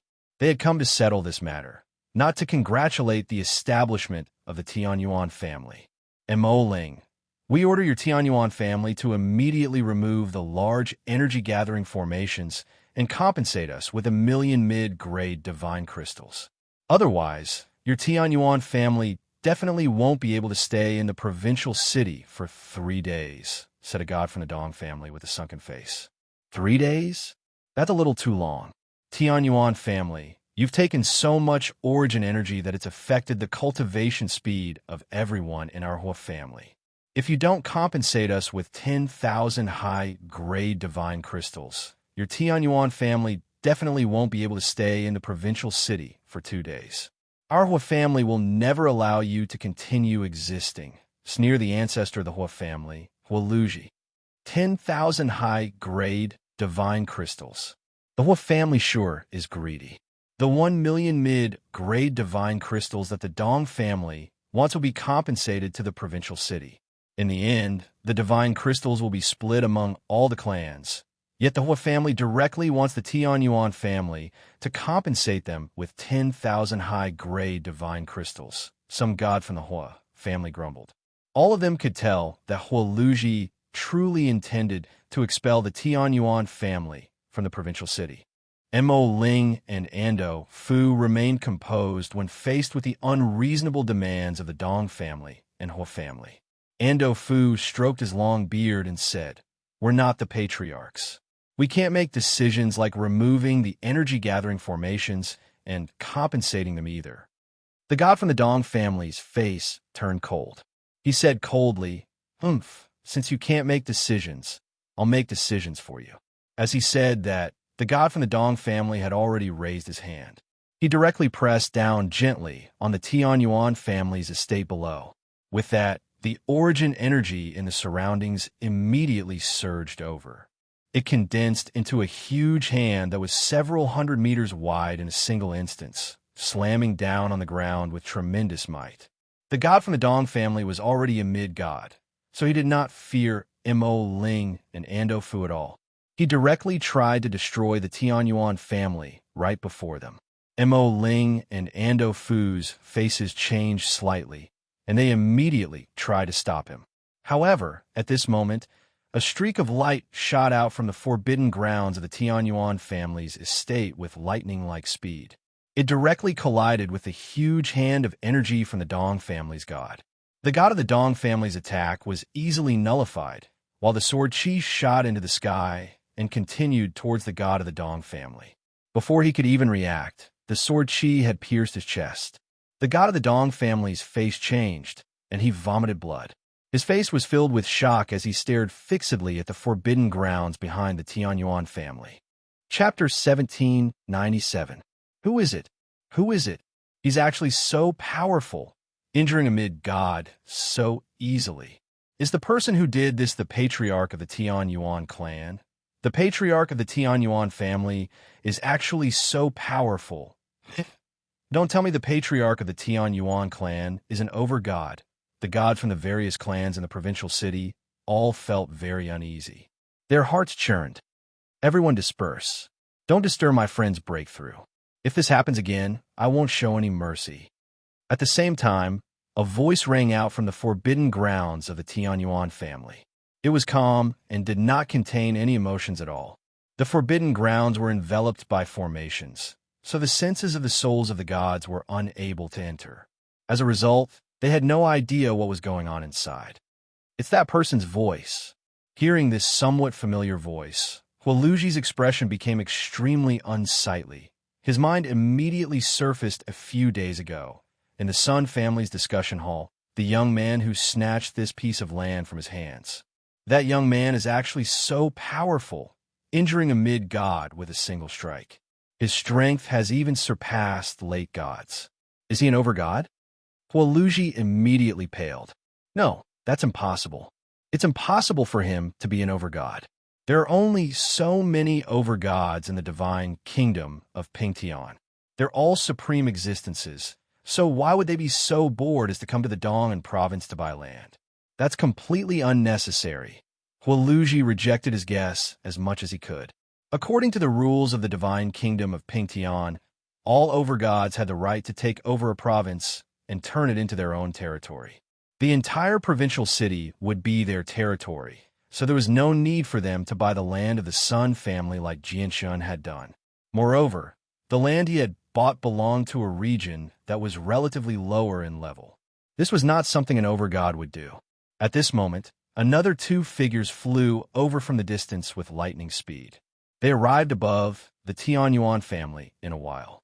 One of them was a middle-aged man in a red suit. The other was a handsome young man who looked to be in his 20s. The gods in the surroundings immediately clasped their fists humbly when they appeared. Many of them even showed fear in their eyes. This was because the two of them were the three great experts of the Dong and province alongside Nanyan Tong. They were both late gods. I am Dong Yinjian. I have come to visit the patriarch of the Tianyuan clan. I am Fire Lord. I have come to visit the patriarch of the Tianyuan clan. Dong Yunjian and Hui Jun stared at the forbidden grounds of the Tianyuan family sternly as they clasped their fists. Just a single strike had heavily injured a mid-god, and the mid-god was unable to resist at all. The two of them had to admit that they were unable to do something like that. Probably only overgods could do something like that. All the gods gathered there shifted their gazes away from the Fire Lord and Dong Yunjian. They all stared at the forbidden grounds of the Tianyuan clan that was enveloped by formations. At the same time, figures flickered in the surroundings. Gods hurried over from various places in the provincial city. Not only did all the gods from the powerful clans come, but even some gods who did not belong to the Dong and province had gathered as well. As a result, over 50 gods had gathered there. In just a short amount of time, all the gods in the entire provincial city had gathered in the Tianyuan family. Although the large-scale energy-gathering formation cast down by the Tianyuan family had attracted everyone's attention, they did not take it to heart, because it was a matter for the powerful clans in the provincial city. However, now that an expert who was very likely to be an overgod had appeared in the Tianyuan family, it was extremely important. It immediately attracted everyone's attention. Not only did overgods possess a very great status in the divine kingdom of Pingtian, but they also possessed extremely great statuses in the surrounding divine kingdoms. They were known as the peak forces of a divine kingdom. Whether it was the divine kingdom of Pingtian or the divine kingdoms in the surroundings, they only had around a dozen overgods, even if they used all the power they had. If the overgods who had died in the divine king Duanmu's dwelling were included as well, the number of overgods in a few divine kingdoms had decreased to less than 10. This was more than enough to demonstrate just how rare overgods were. The patriarch has already said that you should not interfere with the patriarch's friend's breakthrough. If you cause the patriarch's friend's breakthrough to fail, you can imagine the consequences. Mo Ling said to everyone in high spirits as he floated in the air with his head held high. Everyone, please return. In a few days, our Tianyuan family will be holding a founding ceremony. At that time, you'll naturally be able to see the patriarch in person, Ando Fu said as well. He was filled with emotions. A few years ago, he had to lower his voice before these powerful clans as he was afraid of offending them. But now, he could directly stand before these powerful clans and act as he pleased. So what if the three great experts of the Dong and province did? They still did not dare to offend him.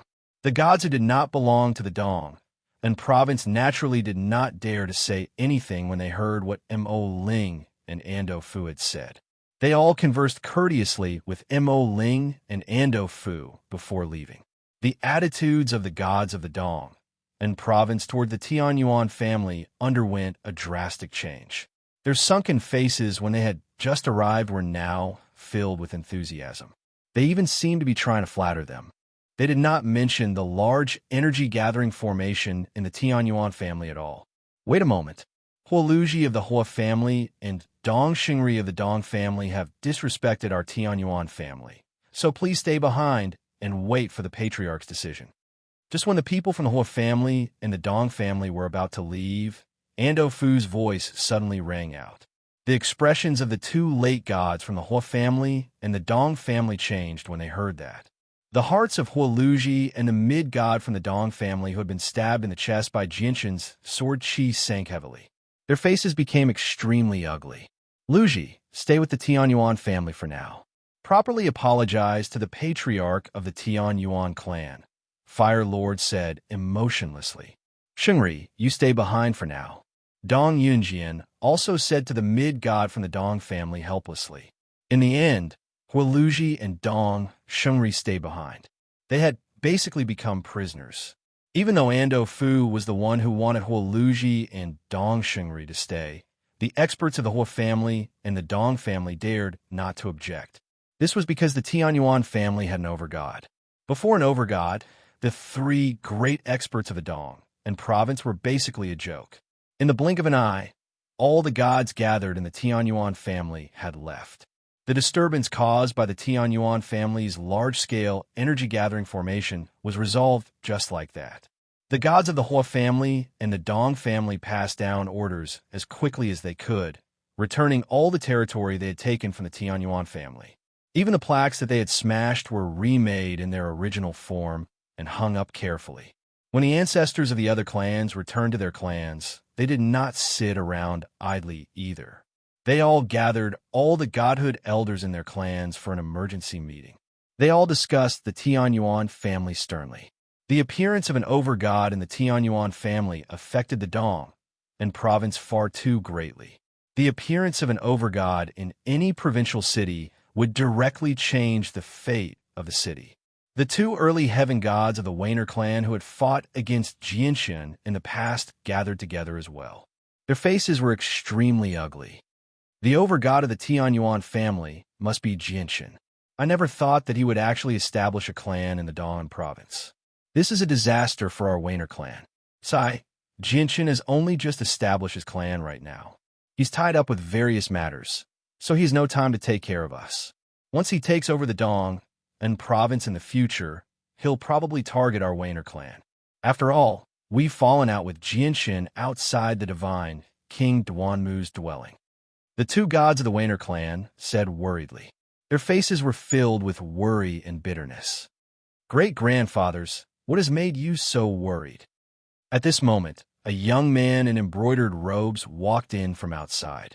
He smiled faintly, as if he had just returned home.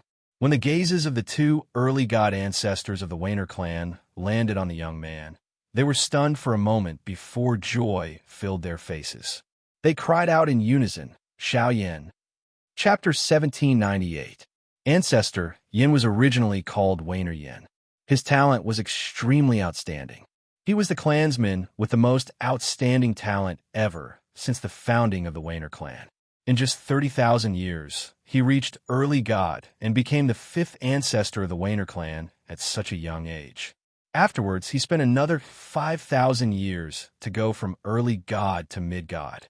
Even with the entire divine kingdom of Pingtian in perspective, there were very few people who could match up to him with such talent and cultivation speed. As for the Wainer clan, they had high hopes for Wainer Yin. After breaking through to mid-god, Wainer Yin ventured out alone. Now, he had finally returned to the clan. Grandpa Tsong, Grandpa Shuangguang, why don't I see Grandpa Sun and Grandpa T? Wainer Yin smiled faintly. He seemed very close. The Grandpa Sun and Grandpa T he spoke of were naturally the two mid-gods of the Wainer clan, Wainer Sun and Wainer T. Wainer Yin was one of the ancestors of the Wainer clan now. In terms of status, he was no weaker than the other ancestors of the god realm. However, due to his age, he always referred to the ancestors of the Wainer clan as great-grandfather. Wainer Tsong and Wainer Shuangguang's faces became gloomy when they heard that. They said, Xiao Yin, far too many things have happened in the Dong and province in the past few years. Your grandpa's son and Grandpa T are already dead. What? Grandpa's son and Grandpa T are already dead. Wainer Yan's face suddenly changed. His smile immediately vanished, and he became sorrowful. Afterwards, Wainer Tsong and Wainer Shuangguang explained everything that had happened in the past few years, including the opening of the Divine King's dwelling and the battle with Jianshin outside the Divine King's dwelling. They had nothing at all. Xiao Yan, your grandpa's son and Grandpa T both died in the Divine King's dwelling. They were slain by the killing formations cast down by Duanmu Divine King. Right now, I feel extremely fortunate that you weren't in the Dong and province when the Divine King's dwelling began. Otherwise, you probably would have died as well. Far too many gods have died in the Divine King of Duanmu. Let alone gods, even many overgods have died. There are even late overgods among them. Sigh, Wainer Tsong and Wainer Shuangguang said slowly. Now that they mentioned the Divine King's dwelling, their eyes no longer burned with passion. There was only a hint of calmness and melancholy. Grandpa's son, Grandpa T, why did you leave just like that? You didn't see me rule over the entire Dong and province. You didn't see the day our Wainer clan became the greatest clan in the Dong and province, Wainer Yin murmured. He was filled with sorrow. Wainer Tsong and Wainer Shuangguang's eyes immediately narrowed when they heard Wainer Yan's words. They stared at Wainer Yin as disbelief filled their faces. At the same time, they were filled with eagerness and excitement. Even the Hua family, Dong family, and Nanyan clan did not dare to say something as grand as ruling over the entire Dong and province and becoming the greatest clan in the province. This was because late gods did not possess the strength to rule over an entire provincial city. Although late gods were peak experts in the Dong and province, there were still plenty of other powerful clans in the province. However, it had to be known that there were quite a few gods in the other powerful clans in the Dong and province. Early and mid-gods were not their opponents in single combat, but when 2 or 3 mid-gods worked together, they could fend off a late god. It was impossible for a late-stage celestial god to rule a county city. If a late-stage celestial god wanted to rule a county city, the other superior clans would definitely band together to resist. Once faced with experts of the same level who outnumbered them by several times, even a late-stage celestial god would fall. As a result, all the clans that ruled over provincial cities in the Divine Kingdom of Pingtian, or even in the many divine kingdoms in the surroundings, possessed overgods. Only sovereigns could do whatever they wanted in a county. Xiao Yan, what's your current cultivation? Wainer Tsong asked. His voice trembled slightly.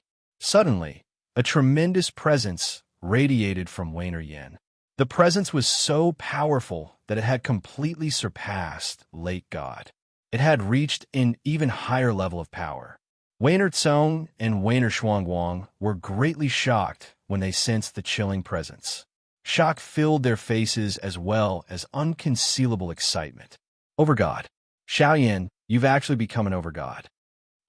Jianshin currently sat a meter above the ground in the forbidden grounds of the Tianyuan clan with his eyes closed. He watched over the people who were breaking through. As soon as Wainer Yan's presence appeared, Jianshin slowly opened his eyes. He looked in the direction of the Wainer clan. Wainer Yan's presence only filled the hall of the Wainer clan and did not spread outside. Even many of the deities in the clan failed to sense it, but it did not escape Jianshin's senses. An overgod has appeared in the Dong and province, Jianshin murmured as the light in his eyes flickered. However, at this moment, the presence of a breakthrough suddenly appeared in the Forbidden Grounds. Someone from the group of people who had come up from the Tianyuan continent had finally reached godhood. It's Mu'er. Mu'er has actually become a godhood before the White Tiger. Jianshin stood on the ground and looked in Shangwan Mu'er's direction. He smiled faintly. Just 2 hours after Shangwan Mu'er broke through, another presence appeared from where she cultivated. Vaguely, a sense of killing intent permeated the surroundings, causing the temperature in the surroundings to become rather cold. The White Tiger has broken through as well. Jianshin's smile widened. Personally witnessing them break through to godhood was an extremely joyous matter for him. Soon after Shangwan Mu and the White Tiger broke through, the others all broke through as well, successfully reaching godhood. However, the third person to break through was the seven-colored heaven-devouring beast, who remained the size of a fist. Houston was the fourth person to break through among them. After him were Xiao Jin, Xiao Ling, Rui Jin, Hong Lian, Blackfish, newbies, as well as Xiong Zhong, Cheng Jingyun, and so on from the world of Forsaken Saints.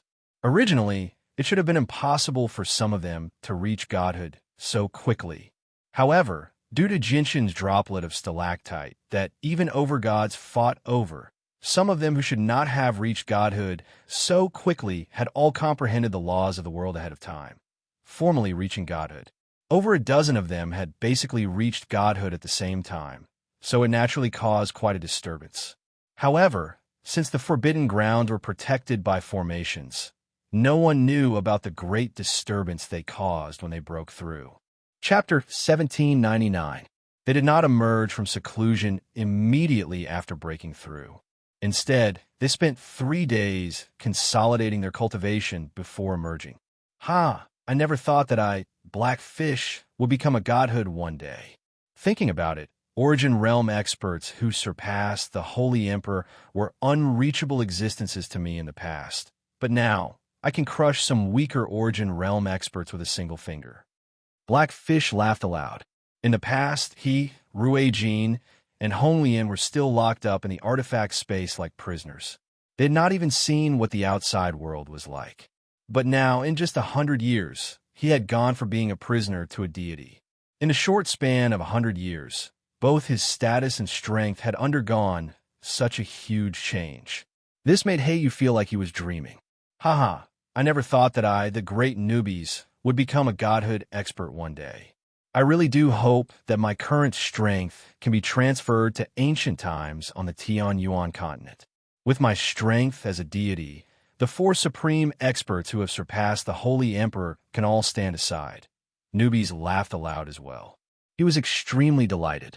Although the other people who had broken through to deity did not say anything bold, their faces were filled with excitement and joy. Jinshin could not help but smile from the bottom of his heart when he saw how excited everyone was. At that moment, he felt more relaxed than he had ever felt before. This was the first time Jinshin had experienced something like this since he had come to the Saints' world. In particular, when he saw everyone's joy after reaching godhood and how fearless they were in the provincial city, Jinshin felt like all the battles, struggles, and hardships he had gone through in the Saints' world were worth it. This was because all the battles he had gone through in the Saints' world had finally opened up a small world for his friends who had come to the higher world with him.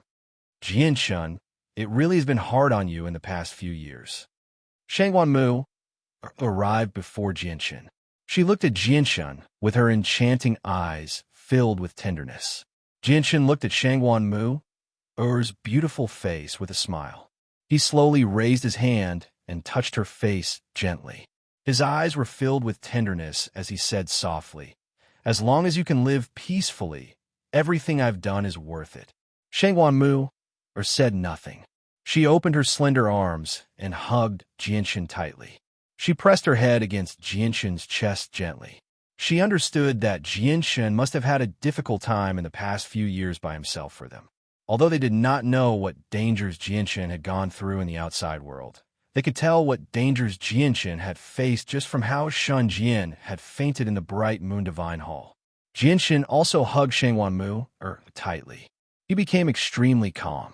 At that moment, he felt a sense of warmth that he had not felt in a very long time. Although the two of them did not say anything and remained silent, silence spoke louder than words to the two of them. Nearby, the people who had just broken through retreated silently as well. They did not make any sound at all, leaving all the time and space for Jinshin and Shangwan Mu. The next morning, over a dozen deities left the Tianyuan family at the same time. They took the invitations and flew to various places in the provincial city with lightning speed. They delivered the invitations to the powerful clans in the provincial city. These deities did not come from the Tianyuan continent. They were all from the Mo clan and the Ando clan. However, the Mo clan no longer existed in the Dong province, nor did the Ando clan exist. There was only the Tianyuan family. The people of the Mo clan and the Ando clan had all become members of the Tianyuan family. The Tianyuan family is going to hold a founding ceremony. It's extremely likely that the patriarch of the Tianyuan family is an overgod. We have to go to their founding ceremony. Is the patriarch of the Tianyuan family finally going to do something? The Tianyuan family will probably reign supreme in the Dong province from today onwards. Immediately prepare the gifts. In 3 days, all the gods in the clan will come with me to congratulate the Tianyuan family. The invitations from the Tianyuan family attracted the attention of all the powerful clans. The gods all held the invitations as they sternly ordered people to prepare the gifts. Ever since the patriarch of the Tianyuan family began to display his strength, the Tianyuan family's status in the Dong province had skyrocketed to an existence that no one dared to provoke. The powerful clans of the Dong province could not refuse to attend the invitations from the Tianyuan family. They dared not to refuse either. In 3 days, the 3 of you will come with me to visit the patriarch of the Tianyuan clan. Nanyan Tong, one of the 3 peak experts of the Dong province, sternly said to the 3 other gods from the stone tower in the Nanyan clan. The Wainer clan had also received an invitation from a deity from the Tianyuan family. After losing 2 mid-gods, the Wainer clan had become one of the weakest clans in the eyes of all the powerful clans in the Dong province. If it were not for the fact that the Wainer clan still had an ancestor who was traveling, they probably would not even have the right to establish themselves in the provincial city. At this moment, Wainer Tsong, Wainer Shuangguang, and Wainer Yin sat in the air in a secret room of the Wainer clan. The invitation from the Tianyuan family was in Wainer Yan's hand. He used 2 fingers to hold the invitation casually as he sank into his thoughts. Xiao Yin, what do you think about this matter? Wainer Tsong looked at Wainer Yin and asked, Let's let Xiao Yin make all the decisions. In the future, our Wainer clan will be under Xiao Yan's control. The 2 of us will listen to Xiao Yin, said Wainer Shuangguang. Now that Wainer Yin had become an overgod, his status was naturally different. Even Wainer Tsong and Wainer Shuangguang, as Wainer Yan seniors, would show respect from time to time when they faced Wainer Yin. They did not even dare to speak loudly. Wainer Yin said in thought, I never thought that a second overgod would appear in the Dong province. This has exceeded my expectations. Although the overgod of the Tianyuan family is of unknown origins, he's still an expert on the same level as me. Our Wainer clan will naturally have to attend the founding hall of the clan he founded. 2 overgods have appeared in a provincial city. Just who will be in charge of the city in the future? Let alone in the divine kingdom of Pingtian. Something like that had never happened before. Even in the surrounding divine kingdoms, there had never been a case of 2 overgods in a single provincial city. Only the royal capital of a divine kingdom would be a place where all the overgods gathered. Wainer Yin sneered when he heard that. He said, Our Wainer clan will naturally be in charge of the Dong province. Our Wainer clan is the true clan of the Dong province. As for the Tianyuan family, if they want to remain in the Dong province, I naturally won't have any objections. Instead, I'll welcome them. I'll even give them a sizable piece of land. Chapter 1800. There were no absolute secrets in the world. Soon after the Tianyuan family sent invitations to the powerful clans in the provincial city, the news that the newly founded Tianyuan family was about to establish themselves spread through the provincial city. When the Tianyuan family had just been founded, very few people paid any attention to them. As a matter of fact, many people did not even take them seriously. However, it was completely different now. Although only the gods knew that it was extremely likely for the patriarch of the Tianyuan clan to be an overgod in the provincial city, most people did not understand the truth about the Tianyuan family at all. However, just from the fact that the Tianyuan clan had cast down such a huge energy-gathering formation in the provincial city and still managed to remain unscathed, many people could tell that the Tianyuan clan was anything but simple. As a result, basically everyone in the provincial city paid attention to the Tianyuan family now. Anything that had anything to do with the Tianyuan family would attract everyone's attention. Naturally, the Tianyuan family's founding ceremony was no exception. Extremely far away from the provincial city was a colossal city. It lay on the ground like a primordial beast. Just the ancient walls that gave off the presence of time were several thousand meters tall.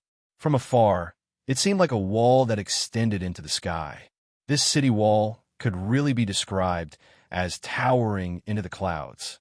His aura was grand and imposing, incomparably majestic. The city was boundlessly vast, several dozen times larger than the Dong province. Just going from the eastern gate to the western gate of such a colossal city would take quite a long time. Some ordinary people would not even be able to cross such a distance in their entire lives. The colossal, majestic city was the royal capital of the divine kingdom of Pingtian. In the center of the imperial city, an ancient and majestic imperial palace was built here. This was the holiest and most revered place in the divine kingdom of Pingtian. This was because the divine king and the grand imperial protector resided there. The two of them were the most powerful existences in the divine kingdom of Pingtian. They were also the only two divine king experts in the divine kingdom of Pingtian. At this moment, two people sat on the ground in a majestic hall in the depths of the imperial palace. They stared at the chessboard before them with full concentration. One of them was a white-bearded old man in white robes. He had a long beard and a white beard. The old man seemed extremely ordinary, just like an ordinary person. His appearance was the type that would not attract any attention in a crowd. The other person was a middle-aged man in violet robes. His face was resolute, and his eyes shone brightly. He gave off a dignified feeling. Moreover, the middle-aged man faintly emitted the aura of a ruler. The middle-aged man was the divine king of the divine kingdom of Pingtian. The old man who sat before the divine king was the grand imperial protector of the divine kingdom of Pingtian. A Tianyuan family has appeared in the Dong province. According to the information from our subordinates, the Tianyuan family was probably founded by Jianshin. Pingtian, what do you think about this? The grand imperial protector held a white chess piece in his hand. His hand hovered in the air for quite some time as he asked calmly, Imperial Protector, you once had an extremely high evaluation of Jianshin. He was even able to repel Chanlong, so this person is extraordinary. It's even possible for him to become a divine king in the future. Although Jianshin seems to have appeared out of nowhere and his origins are a little unclear, that's not important. What's important is that he's interested in developing in our divine kingdom of Pingtian, so I'll naturally welcome him. After all, with every additional overgod in our divine kingdom of Pingtian, the strength of our divine kingdom of Pingtian will increase, said the divine king of the divine kingdom of Pingtian. You're thinking the same thing. Whether Jianshin is a part of our divine kingdom of Pingtian or not, we need to rope him in. Even if we ignore Jianshin's strength, just his background is worth it. The Grand Imperial Protector stroked his beard gently and said indifferently. The Divine King raised an eyebrow when he heard that. He said, Are you referring to the soul that Jianshin assisted in the Divine King's dwelling and the young man who saved Jianshin? That's right. Before God King Duamu died, he already had half a foot in the primordial realm. With the protection of the power of laws he cast down, even the two of us would need to expend some effort to get through it. However, that soul actually managed to enter, and the young man who appeared afterwards was actually protected by the Divine King. That means the organization behind him has a primordial realm expert after all, said the Grand Imperial Protector. The Divine King nodded. After a moment of thought, he called out, Shindo. With that, a burly, middle-aged man in black robes walked in from outside. He clasped his fist towards the Divine King and the Imperial Protector as a sliver of respect appeared on his face. The burly man called Shindo was an overgod as well. The Tianyuan family of the Dong and province is about to hold a ceremony to establish themselves. Shindo, go to the Tianyuan family with a generous gift and congratulate the patriarch of the Tianyuan clan for me, the Divine King said firmly. Yes, Your Majesty, Shindo clasped his fist before backing away.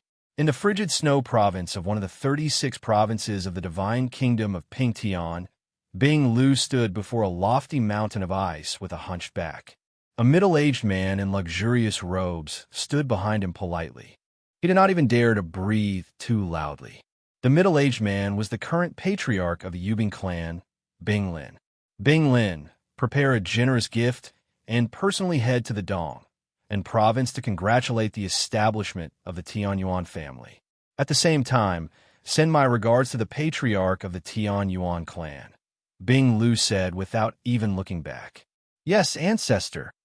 At the same time, Yu Fengyin, Feng Buell, and Eugene sent people to the Dong and province as well. Out of the 5 overgods who had worked with Jianshin in the Divine King's dwelling, only Ling Hogong did not react at all. Ever since Ling Hogong left the Divine King's dwelling, he seemed to have vanished into thin air. No one knew where he was. 3 days later, the Tianyuan family in the Dong and province was particularly lively. All the powerful clans in the provincial city had arrived early with generous gifts. They had all arrived at the Tianyuan family, and the people who led them were all gods. All of them smiled from ear to ear as they spoke extremely politely. Even though the Hua family and the Dong family still had a god imprisoned in the Tianyuan family, they did not dare to show any displeasure at all. It was as if they had completely forgotten about this matter. Chapter 1801. This was because they all guessed that the patriarch of the Tianyuan clan was probably an overgod. An overgod had come to the Dong and province and even founded a clan. Without a doubt, the entire provincial city would be under his control. Even the royal city would not interfere, so the powerful clans naturally did not dare to offend him. The patriarch of the Yubing clan has come to congratulate the Tianyuan family on its founding. Just when all the powerful clans in the Dong and province had gathered, a loud voice suddenly rang out from outside. When this voice rang out, it immediately stunned the upper-class clans that were gathered in the hall. Soon after, expressions of shock appeared on their faces. What? The Yubing clan of the frigid snow province has actually come, and they've come to congratulate the Tianyuan family on its founding. The patriarch of the Yubing clan has actually come personally. Did I hear wrong? The Yubing clan is an organization with an overgod. The Tianyuan family's origins are probably even greater than what we imagine them to be. Otherwise, the Yubing clan of the 5 great provincial cities would not have sent people over. The powerful clans in the provincial city all murmured to themselves inside. However, the following announcement left the ancestors of the powerful clans tongue-tied once again. They all stared in the direction of the Tianyuan family's entrance in shock. The patriarch of the Gahan clan has arrived. The patriarch of the Feng family has arrived. The patriarch of the Yu family has arrived. Aside from the sword-seeking province, the overgod clans in the other 4 provincial cities had all sent important people with great gifts to congratulate the Tianyuan family on their founding ceremony. Moreover, all the important people who had come were the patriarchs of their clans. With that, all the powerful clans in the Dong and province became unsettled. It was just a founding ceremony for the Tianyuan family, yet the overgods of the 4 provincial cities had come to congratulate them. Just what kind of deterrence did the newly founded Tianyuan family possess in the divine kingdom of Pingtian, where most of the members were from the Mo clan and the Ando clan? The people of the Wainer clan sat at the very bottom of the Tianyuan family's hall. The fact that the Wainer clan had obtained such a position meant that they were one of the weakest clans present. As a matter of fact, many powerful clans did not even care about the Wainer clan. A total of 4 people from the Wainer clan had come. They were the 2 early gods, Wainer Tsong and Wainer Shuangguang, the overgod Wainer Yin, and the late deity Patriarch Wainer Yi. Wainer Yin was in no hurry to reveal his strength. Instead, he erased his presence and hid himself. He sat at the bottom silently. On the surface, he seemed like a deity. At this moment, even Wainer Yin was rather surprised when he discovered that the overgods of the 4 provincial cities had all sent important figures like the patriarch of a clan to congratulate the Tianyuan clan on its founding ceremony. However, Wainer Yin smiled mysteriously soon afterwards. He thought, before long, my Wainer clan will be treated like this as well. I will make the Wainer clan proud and prosperous, because of me. The four patriarchs of the Yubing clan, Guhun clan, Feng family, and Yu family walked side by side into the Tianyuan family's hall. They all greeted Mo Ling and Ando Fu, who had come to receive them, with smiles. They exchanged some pleasantries, and all of them lowered themselves very much. They did not possess the arrogance of an over-god organization at all. This was because the four of them had received warnings from their ancestors before they had come. They understood how powerful the Tianyuan family was, and that they were an existence that they could not afford to provoke. Once everyone had arrived, the white-robed Jianshen finally made his way into the hall. Beside Jianshen was the alluring Shangwan Mu, in a violet dress. She gently clung onto Jianshen's arm as she made her way to the main seat with Jianshen at a steady pace. At that moment, the entire hall fell silent. Whether it was the ancestors of the powerful clans or the patriarchs of the four provincial cities, they all held their breaths as they stared at Jianshen. As for Shangwan Mu, although she was even more beautiful than a celestial immortal, clearly no one paid any attention to her at this moment. Everyone paid the most attention to Jianshen, who possessed the strength of an overgod. This was because they knew that the entire Dong and province would be under the rule of this young man in the future. Jianshen and Shangwan Mu made their way to the throne that represented the patriarch of the clan. They slowly sat down. Jianshen smiled faintly. He glanced around and clasped his hands. I am Jianshen. Greetings from my wife, Shangwan Mu. Thank you for coming. The journey is just a little too long. I hope I'm not too late. The commander of the Royal Divine Army of the Divine Kingdom of Pingtian, Do Xian, has come to visit the patriarch of the Tianyuan clan and congratulate the founding of the Tianyuan family. I believe the Dong and province will definitely become more and more powerful under the leadership of the Tianyuan family. Before Jianshen had even finished speaking, a rough voice rang out from outside. A tall and sturdy middle-aged man dressed in black walked in with large strides. He had a smile on his face, which made him look very amiable. The commander of the Royal Divine Army has actually come as well. That's the person with the greatest authority in the royal capital aside from the Divine King and the Grand Imperial Protector.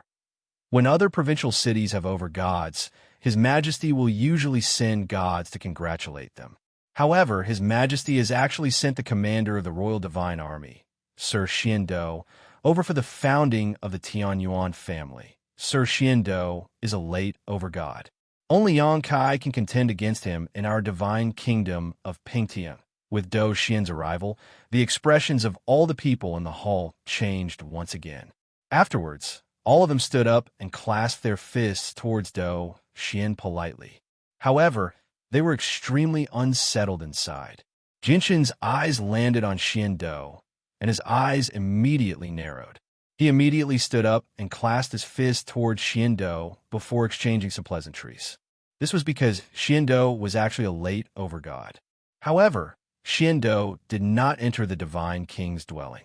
Although many overgods of the Divine Kingdom of Pingtian had gathered in the Divine King's dwelling, only 70 or 80% of them had gone. In reality, there were still a few people who did not take part in the contest for the Divine King's dwelling. Patriarch of the Tianyuan clan, this is a gift from His Majesty. Please accept it. Xiando waved his hand, and immediately 10 blocks of high-grade divine crystal hovered in the air. Although he was a late overgod, he did not put on any airs before Jianshen.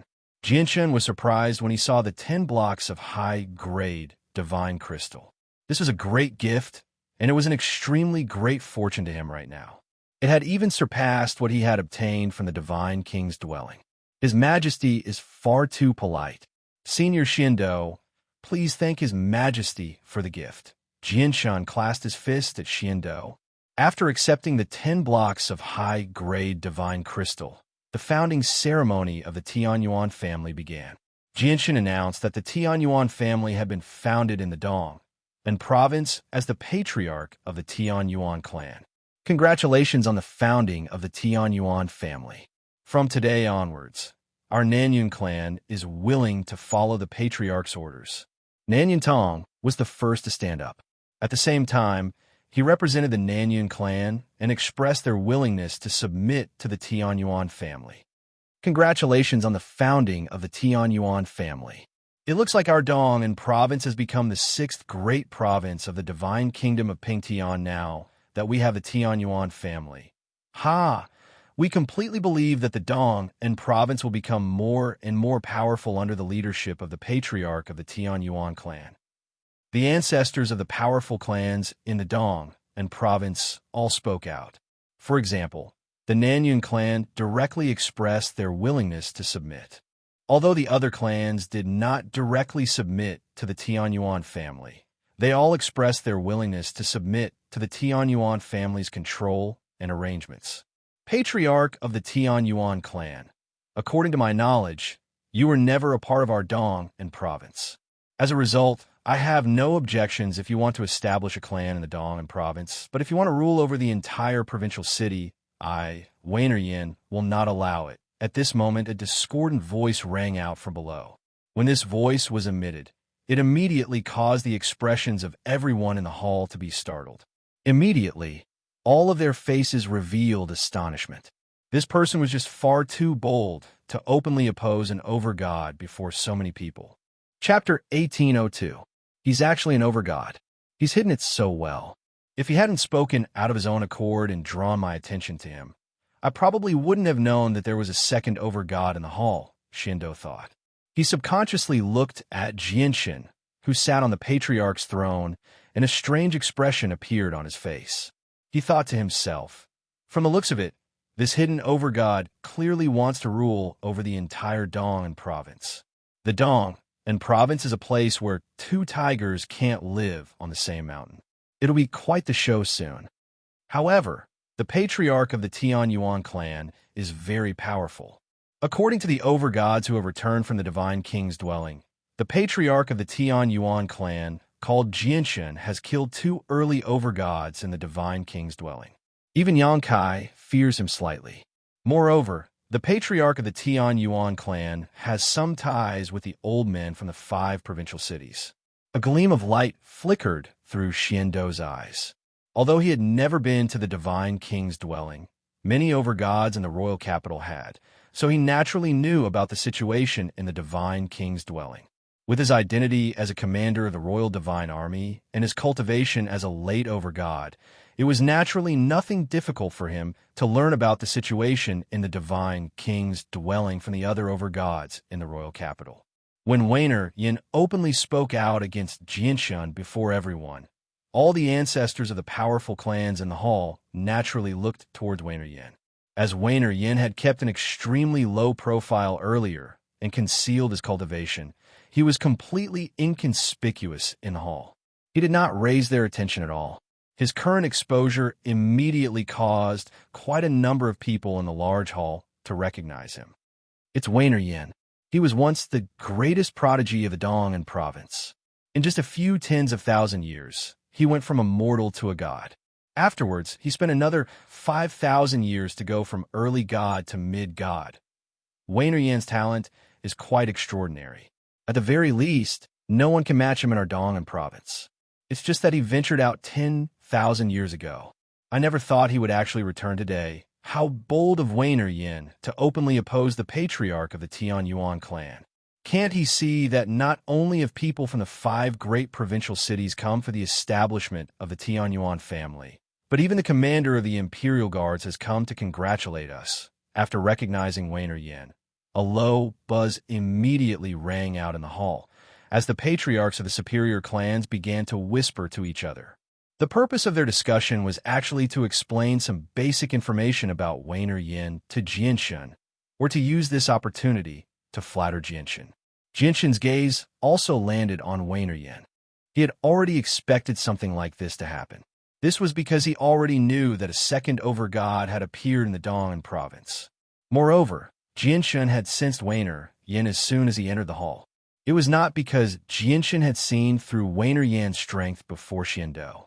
Instead, he had always been paying attention to the second overgod in the Dong and province, while Xiando did not seem to care about the other people in the hall at all. He did not even look at them properly. As a result, Xiando naturally failed to discover Wainer Yin, who had concealed himself. Wainer Yin's method of concealing himself was not particularly impressive. It was very difficult for people below overgods to see through him, but once they became overgods, they would be able to sense him if they paid attention. Congratulations on becoming an overgod, brother. From today onwards, the divine kingdom of Pingtian will have another peak expert. Jianshun stood up and clasped his fist at Wainer Yin. He smiled faintly, completely ignoring Wainer Yin's words. What? An overgod? Wainer Yin has become an overgod? How is that possible? In just 10,000 years, Wainer Yin has gone from mid-god to overgod. The Wainer clan has actually given birth to an overgod. Jianshun's words immediately shocked all the ancestors of the powerful clans. Disbelief filled their eyes. Wainer Yin noticed the shock on the faces of the gods in the surroundings. He could not help but show a sliver of complacency. He made his way over steadily and stood in the center of the hall with his back straight. He also clasped his fist at Jianshun. I am Wainer Yin. I would also like to congratulate the patriarch of the Tian Yuan clan for becoming the second overgod of our Dong and province. With the patriarch of the Tian Yuan clan, our Dong and province can be called the greatest province in the divine kingdom of Pingtian without a doubt. Wainer Yin referred to Jianshun as the second overgod of the Dong and province. He was basically announcing to everyone that he was the first overgod of the Dong and province.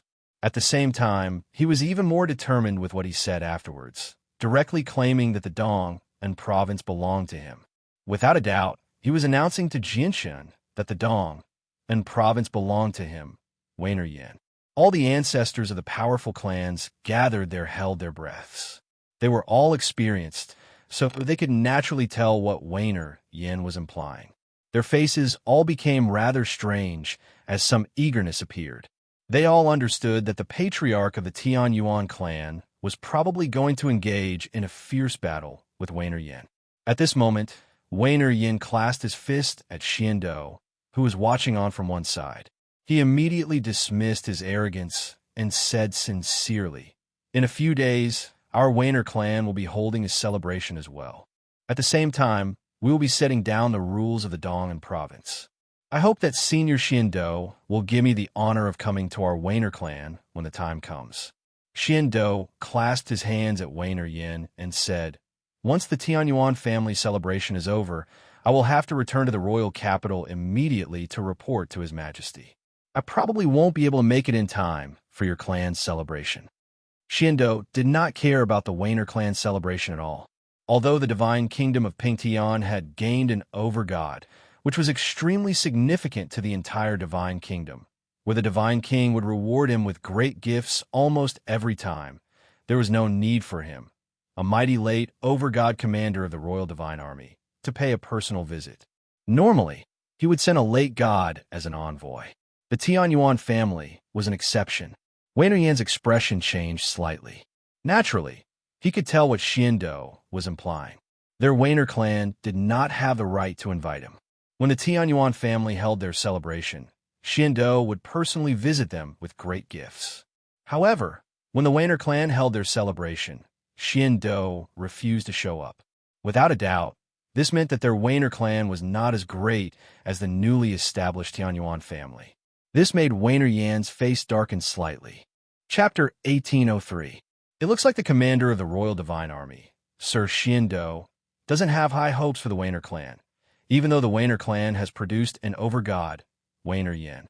However, Sir Xiando seems to have received orders from the Divine King to personally visit the patriarch of the Tianyuan clan.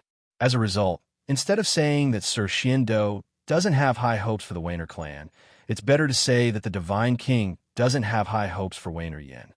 Xiando's attitude made the hearts of all the ancestors in the hall jump. Their gazes towards the patriarch of the Tianyuan clan, Jianshun, changed slightly once again. This was because they had already realized that the Tianyuan clan would probably still be in charge of the Dong and province in the future. However, even with that being the case, they still did not dare to show any disrespect towards the Wainer clan as the supreme ancestors of the clans. After all, the Wainer clan had become an overgod clan now. Even though Xiando's attitude made Wayner Yin feel rather conflicted, Xiando was still a late overgod, so there was nothing Wayner Yin could do to him. Afterwards, he looked at Jianshun and clasped his fist. In a few days, my Wayner clan will be holding a ceremony to officially announce to the 36 provinces of the divine kingdom of Pingtian that our Wayner clan has become an overgod organization. At the same time, we will be in charge of all matters in the Dong'an province, as well as giving out some rules and regulations. I hope the patriarch of the Tian Yuan clan will be willing to attend, Wayner Yin said with an unquestionable forcefulness. Even though he knew that the patriarch of the Tian Yuan clan was an overgod like him, he did not see any fear on his face at all. He had even said that he wanted to rule over the Dong'an province. Jianxin's expression did not change. He sat on the patriarch's throne and looked at Wayner Yin from above. He said indifferently, "It would be rude if I don't reciprocate. Today, my Tian Yuan clan is holding a founding ceremony, and Wayner Yin is willing to attend. Since your Wayner clan is holding a ceremony, I will naturally go and congratulate you." Wayner Yin frowned slightly when he heard that. He felt rather displeased. The patriarch of the Tian Yuan clan was not implying that he was willing to participate in the ceremony of the Wayner clan. Instead, it was because he had come to the founding ceremony of the Tian Yuan family. If he had not attended the founding ceremony of the Tian Yuan family today, the patriarch of the Tian Yuan clan probably would not have attended the ceremony of the Wayner clan. What Wayner Yin found even more unacceptable was that the patriarch of the Tian Yuan clan actually sat on the throne and spoke to him condescendingly. This made his face become rather cold.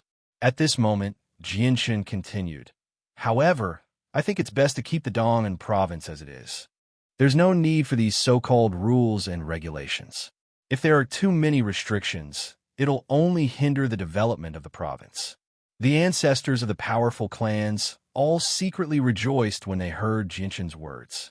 They did not rejoice because Jianxin wanted to keep the Dong'an province as it was. Instead, they rejoiced because Jianxin had already begun arguing with Wayner Yin of the Wayner clan. Many of them were afraid of the might of the overgods, so they seemed extremely obedient on the surface. However, they were extremely conflicted inside. As a result, they were eager to see the two overgods of the Tian Yuan family and the Wayner clan tear each other apart. It would be best if both sides ended up heavily injured. The commander of the Royal Divine Army, Xiando, sat to one side with his arms crossed. He said nothing. However, he was very puzzled. Two overgods had actually appeared in a provincial city. It was going to be quite lively. Wayner Yan's face suddenly sank when he heard Jianxin's words. His gaze gradually became piercing as well. He said coldly, "In other words, the patriarch of the Tian Yuan clan opposes my Wayner clan? Do you think my Wayner clan has no right to rule over the Dong'an province as well?" Suddenly, a yellow medallion appeared in Wayner Yan's hand. He directly raised a medallion high into the air and called out, "May I ask if my Wayner clan has the right now?" The protector of the Earth Spirit sect. Xiando's face suddenly changed when he saw the yellow medallion in Wayner Yan's hand. He cried out sternly. He was extremely surprised. "That's right. It's the protector of the Earth Spirit sect." Wayner Yin was very satisfied with Xiando's expression. He could not help but show a sliver of arrogance. The faces of the ancestors of the powerful clans changed slightly when they heard him mention the Earth Spirit sect. They all looked at Wayner Yin in disbelief. "Commander Xian, may I ask what the Earth Spirit sect is?" Jianxin asked Xiando secretly. He had not been in the Dong'an province for very long, so he naturally did not know anything about the Earth Spirit sect. A sliver of surprise appeared on Xiando's face when he heard Jianxin's question. He had probably never thought that the patriarch of the Tian Yuan clan would not have heard of the Earth Spirit sect, even though he was an overgod. However, Xiando explained patiently to Jianxin, the Earth Spirit sect is one of the two peak sects of the Heavenly Moon Empire. They are extremely powerful. It's said that they have 5 or 6 divine king realm experts, and even more overgods. It's not something that our divine kingdom of Pingtian can compare to. I never thought that Wayner Yin would actually become a protector of the Earth Spirit sect. A position like that has a certain status in the Earth Spirit sect. Jianshun, this will be rather troublesome. Xiando's voice became rather stern when he mentioned Wainer Yan's identity. Although Wainer Yan was only an early overgod, the sect behind him was not to be trifled with. The Heavenly Moon Empire? The Earth Spirit sect? Looks like I need to find some time to properly understand the cloud plane, Jinshin thought. He discovered that his understanding of the cloud plane was still far too limited. Patriarch of the Tian Yuan clan, Commander Xiando, may I ask if you have any objections now? Wainer Yin asked Jinshin and Xiando arrogantly as he held the protector medallion of the Earth Spirit sect. Xiando frowned slightly. Clearly, he was slightly fearful of Wainer Yan's identity. If they offended a protector of the Earth Spirit sect, it would not be a good thing for the divine kingdom of Pingtian. This was because the Earth Spirit sect was just too powerful. Even in the Heavenly Moon Empire, they were one of the two peak sections. Even the imperial family of the Heavenly Moon Empire was slightly fearful of these two sections. Wainer Yin, I still stand by what I said before. It's best if the Dong and province remains the same, Jianshun said. He showed no fear at all. He had already established his own clan in the Dong and province, so he naturally would not allow an early overgod to step on his head. Although he had no interest in ruling the provincial city, it was impossible for him to remain in the city forever. He would have to leave sooner or later. As a result, he needed to maintain the stability of his Tianyuan family in the Dong and province before he left. If that's the case, there's no need for your Tianyuan family to remain in the provincial city. Piss off! Wainer Yin was furious. With that, he charged towards Jianshun with lightning speed. He clenched his right hand into a fist and directly threw it towards Jianshun's face. A cold light flickered through Jianshun's eyes. He suddenly stood up and protected Shangwan Mu behind him. His fingers formed a sword, and a resplendent streak of light immediately shot out to receive Wainer Yan's fist.